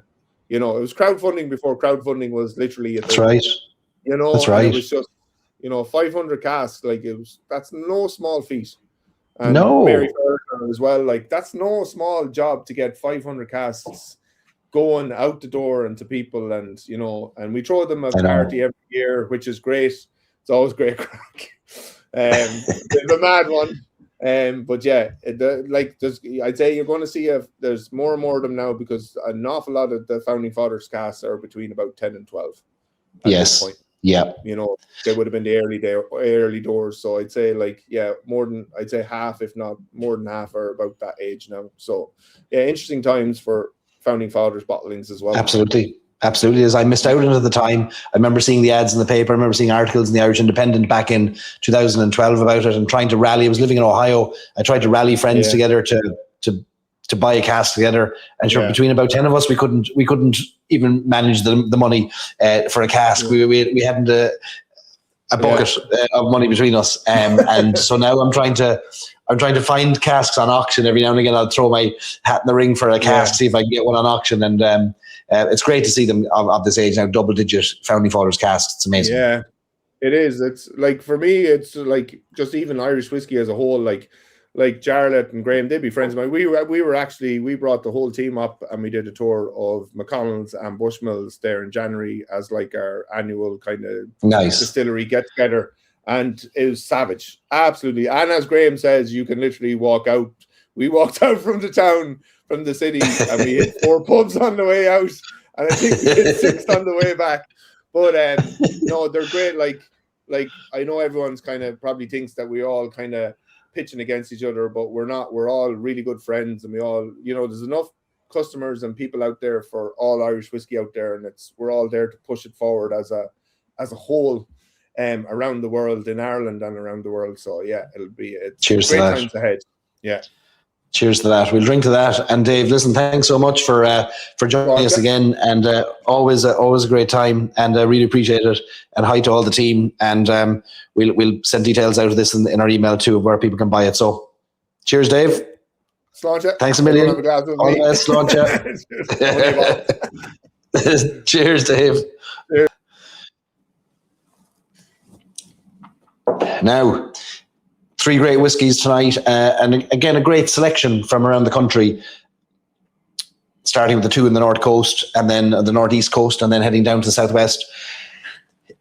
I'm fascinated by the evolution of the story, the brands, the founding stories, the origin stories, how they all come together. And like Charles was saying earlier, the story of whiskey is not a story of, hey, we want to end up with this flavor. It's a story of social change, economic change, legal, like legislation changes, egos, economic uncertainty have all shaped whiskey over the last few centuries, and still to this day it does. And while the big laws around whiskey don't change as much or aren't changeable as quickly as they were historically, thankfully, where a king or a prime minister can decide on ABVs and what grains can be used and things like that, it's still amazing to see how the industry is evolving with all these small distilleries saying, well, we're going to put our little spin on it. We're going to do it this way. We're going to take longer to add water. We're going to mature in X number of casks. We're going to finish over here. We're going to do slow fermentations. We're not going to fill our stills, so we're going to distill at quarter capacity. All of these things are affecting the flavors, and it's why we're getting younger whiskies that are better whiskies than they were historically, when age was the only metric for success, or quality, it seemed 20 years ago. Very, very different now. And Dingle spearheaded the craft whiskey movement in Ireland. They should never be forgotten that it was their passion and their ambition that inspired many to leave jobs, to knock on doors of friends and family and ask for money so that they could start a whiskey business. And I've heard many founders talk about the Dingle effect, and long may the Dingle effect continue. All right. Ian says 2 founding forward casks on at Kelty Whiskey auctions at the moment. If you've got a few grand to spare. Nice to see all your... See, it's interesting how you vote for whiskey is always so different, and that's the best thing about it. No one's right except you. You're right. That's what you like. That's what you loved.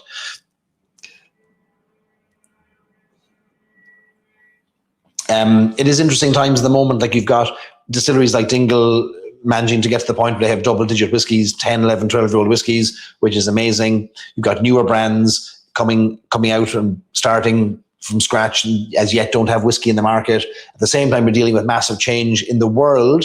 So talking about the evolution of flavors and things like this and the evolution of the industry, we are feeling that at the moment too, in the as everything from global trade to cost of living to ever-changing palates are affecting demand, and it goes in spikes. It spikes up and down depending on when you talk about it.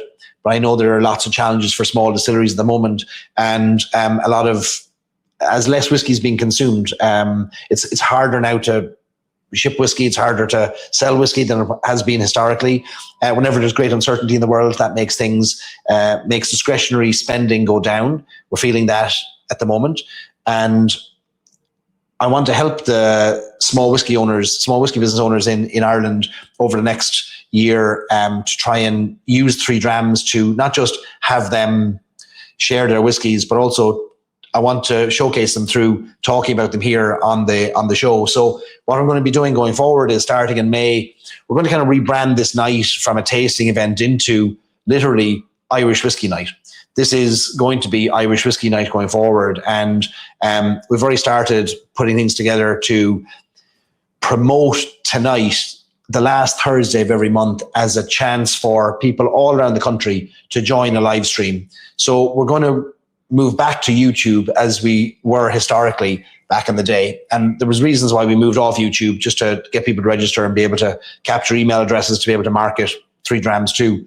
But we want to spread the word wide and far now. So starting in May, this will be Ireland's Whiskey Night, Irish Whiskey Night, whatever you want to call it, where I'm going to encourage lots of brands to not just participate with whiskey, but to join in the chat and to share their thoughts as well, and to encourage their teams and to encourage their own customers to join in, so that around Ireland and further afield, there'll be more and more people sitting down at 8 o'clock with a whiskey in their hand, whether it's from 3 Drams or it's a whiskey they have on their shelf, so that we can celebrate the industry more. During COVID, we rallied around. I did a live stream every Friday night for 63 weeks in a row during COVID called The Lock-In. And it became a ritual because we had nowhere else to go, and the pubs were closed and the restaurants were closed. And it was a thing that we put in the calendar that we had to turn up on Friday night. Well, I had to turn up anyway because I had to host it, but to bring together the whiskey makers and musicians and things like that. So we'll do that. We'll make Thursday, the last Thursday of every month, Irish Whiskey Night. I've got a little, I'll show you some of the things we're working on with that at the moment. But you're going to see a lot more about this, and I hope you're going to see a lot more about it. Yeah, so we've got a website here called Irish Whiskey Night, or it's, yeah, there it is. There you see it. Where's this window? Let me find this window. And the goal is, let's scroll down. There's a countdown. So you see now the next tastings in 27 days and 22 hours, 13 minutes, 28 seconds, Thursday, 28th of May. So this will continuously be updated. We want to have a shared experience every month. Our whiskies will be listed here. That's tonight's whiskies. And then next month's whiskies will be listed here now in the next few days. And so we'll use Irish Whiskey Night as a rallying cry for consumers and for brands to get excited about Irish whiskey, to tune in. We'll make the nights even more fun. We might bring in a musician every now and again. We might have more chats, might have more crack.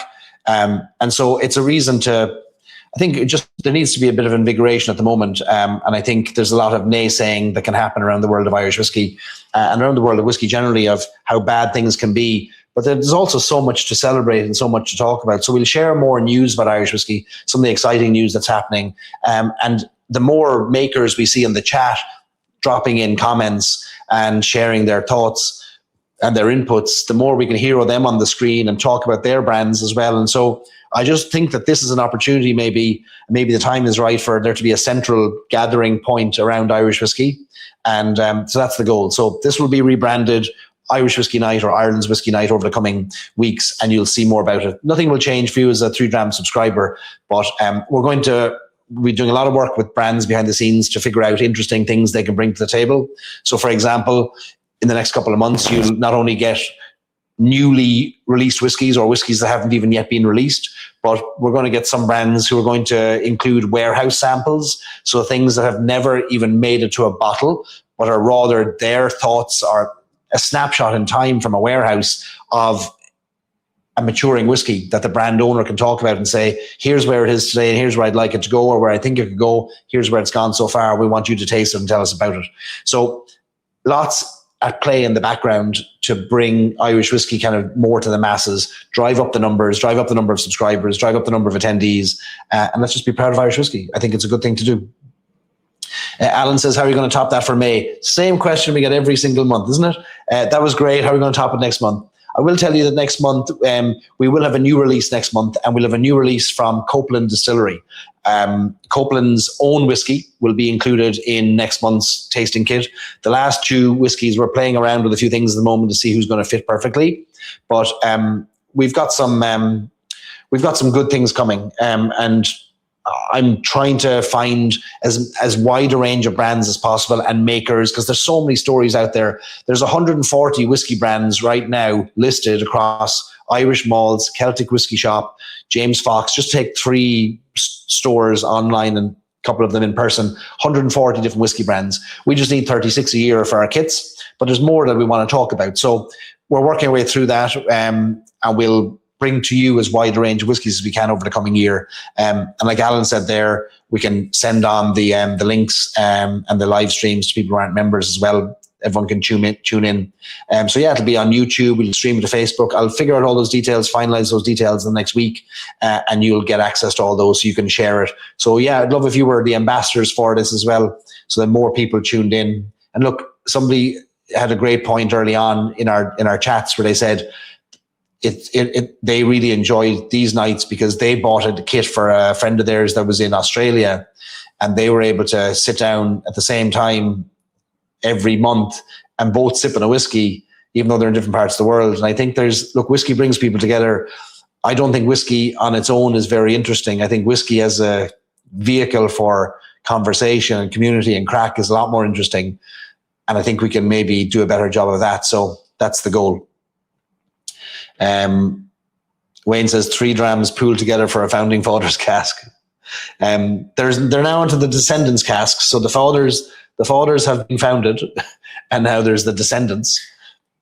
But there will be we're working on some things at the moment where we might be able to do some releases from.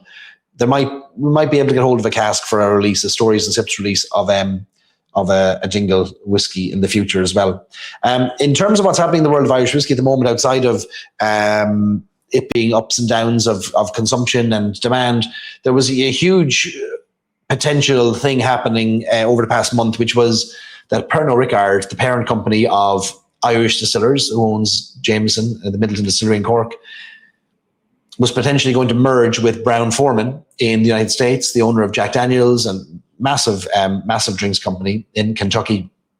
And so discussions were announced that, news was announced of discussions that were happening between what really are 2 family-owned businesses, the Ricard family who run Pernod Ricard and the Brown-Forman families who are still in leadership positions in both companies, about coming together and forming a kind of a company of equals rather than one buying the other. And there's a lot of consolidation happening in the world right now, or talk of consolidation and efficiencies of scale and efficiencies of costs. So those discussions happened, and there was thoughts that maybe they could come together and that suddenly each would benefit from the distribution of the other. But those talks were abandoned there in the last week. Sazerac, another drinks company in the United States who has Irish whiskey roots, and Irish whiskey connections, they own the Paddy Irish whiskey brand. They own Hawks Rock Distillery in Sligo, which just released Garavogue Distillery, or Garavogue whiskey. They're in Sligo. So Sazerac said, look, we want to come to the table and talk to Brown-Forman as well. So whether those talks keep going or not, I don't know. But you're going to see perhaps in the future these mega brands that have hundreds of brands out there. And what that means for us as consumers is yet to be determined. Costs never seem to go down, and cost to us never seem to go down, but rather share prices go up and dividends go up. So it'll be interesting to see how that plays out. That was the big news in Irish whiskey. Could suddenly Middleton Distillery be part of a global French-American consortium? Not to be.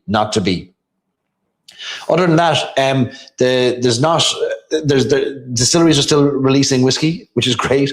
Killoan Distillery just released an Oloroso cask whiskey that sold out in the space of an hour. So there's great hope on that side of things. Dingle releasing 11-year-old whiskey is great news to see, and a great price point for that. Cask strength at €120. So I think we're seeing reactions to the market too from brands. Maybe an acknowledgement that there might not be the access to the purses that there were post-COVID. So you're going to see, lots of interesting releases coming down the road, and we hope to have as many of them as we can in 3 drams as well. Any questions about the whiskies tonight, or any thoughts on these whiskies, or any questions about things that we can answer for you? I don't have the exact number, Jamie, of subscribers. It's kind of a movable feast. Every month it's changing. It goes up and down. But I wanted to grow and grow and grow, because I think there is no greater chance for a brand to garner more ambassadors than when you get liquid to lips. You get people tasting and saying, I would never have bought that, but now I'm going to buy it. And we heard that tonight. We heard that on all 3 whiskies tonight. We heard that. Other than that, like the Irish Whiskey Cruise, if you didn't hear me talk about that at the start of the week, this feels like a week, the start of the event tonight, the Irish Whiskey Cruise takes place in August 2027. If anybody is interested in joining us in the Mediterranean, I'm going to put the details up on the screen again. It works out about €4,000 thereabouts per person for the week. All inclusive, all your drinks, all your food, all your meals, all your entertainment, all your Wi-Fi, all your tips, all your whiskey experiences. Everything is included in that. But go to irishwhiskeycruise.com if you're at all interested. There's a lot to digest there and kind of consume. But we've, I think, 11 suites left, or 10 or 11 suites on the ship left.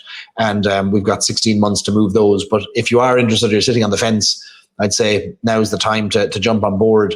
Direct flights from Dublin to Athens, you can get those yourself, and then we'll take over the rest once you get to the ship. It's going to be an interesting thing.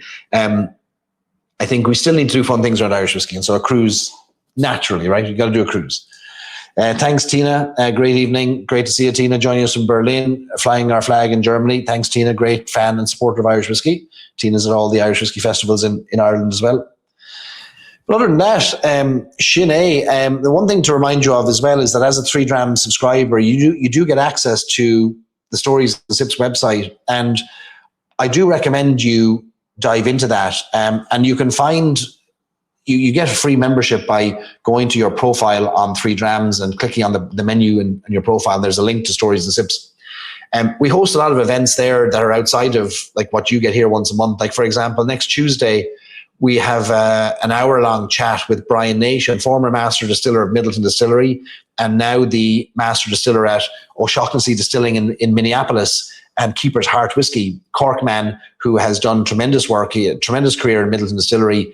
Stories and Sips has a cask there that Brian Nation distilled 4 years ago of American pot still whiskey, and we'll be releasing that. I think we might have a few places will open up later in the year for that, but almost all the bottles were kind of sold on that 4 years ago.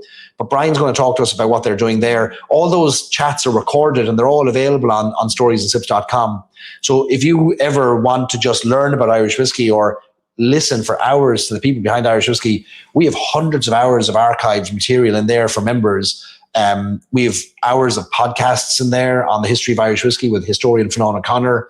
But there are hundreds of hours of video recordings, tours of distilleries, meeting with the makers. So there's a lot there, and I encourage you to take advantage of it. It's all free to use as a 3 Drams member and will be free for you forever. We will be releasing some whiskies through Stories and Sips again this year, working on a few releases that'll come later in the year as well. So that's just another benefit of 3 Drams. And again, we're going to reinvigorate this night. We're going to call it Irish Whiskey Night. We're going to get a lot of people involved, and we're going to get a lot of excitement going around Irish whiskey. I really want to fly the flag. I feel it's the moment for us to grab onto it, a bit like it was during COVID. Like, who's shouting about Irish whiskey? Can we shout louder? Now is the time. I want to shout about Irish whiskey. So I'm excited for that, and hopefully you'll help as well. Lauren there from Irish Whiskey Experiences in the chat. She says, any questions about the cruise, drop us an email there. Robert says, when's no word on the next bottle yet, Robert. The challenges so the way we operate the Whiskey Club when we release a whiskey, we commit to the distillery in advance. So we tell the distillery, we will pay for this cask, whether we can sell it or not, which means we have to float the cost of that. Some whiskies don't sell out immediately. Some of them we have to sit on, and some do sell out. But to give you some sense of it, it could cost us anywhere from 15 to 50,000 euros to release a whiskey. That's a huge investment. And what we've seen, because most of our Stories and Sips Whiskey Club members are US based. I'm about to sneeze. 1 second. Will I sneeze? I might sneeze. Oh, it's gone. It'll come back. Oh, here we go. No, it's gone. Most of our Whiskey Club members are in the United States. And what we found when tariffs were implemented and shipping costs to the US per bottle went up to 59 euros a bottle or $77, purchases from the US went way down. Understandably, not everybody can afford $77 of shipping on a bottle of whiskey, which means that we have to be sure when we release a bottle that we're not on the hook for 50 grand or 40 grand or 30 grand, because when I say we're on the hook, I'm on the hook for that. And that's not a thing that you can just do all the time. So the goal with opening it up to 3 Drams and also growing 3 Drams is that if the American market isn't as available to us as it was historically, then we must grow the European market and the Irish market. And so maybe in the next few months, we'll have a large enough base that we can say, right, let's go, or we can commit to it, because not every member buys a bottle. Sometimes it's 20% of the membership buys a bottle. So you got to make sure you got enough to do it. And you can risk it. You can take a risk on certain aspects of it, and you can afford to float a few and carry a few. But yeah, it's a challenge. It is a challenge. But and you're seeing fewer and fewer independent bottles being released across the board at the moment. And there are quite a few independent bottlers have disappeared.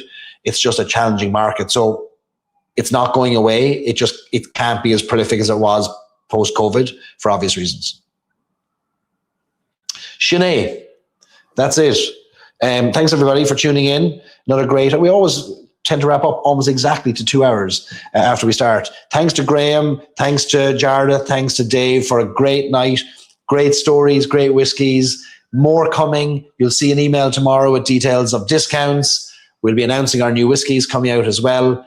And Irish Whiskey Night will be launched this month or early in May. We're going to rally people. We're going to get them into the chat and get people tuned in. And next one will be on YouTube. And so I'll send you all the details of that. And if you have any questions anytime, let me know. And we'll keep the flag flying for Irish Whiskey. Sinead, slán everybody. Enjoy the rest of your evening.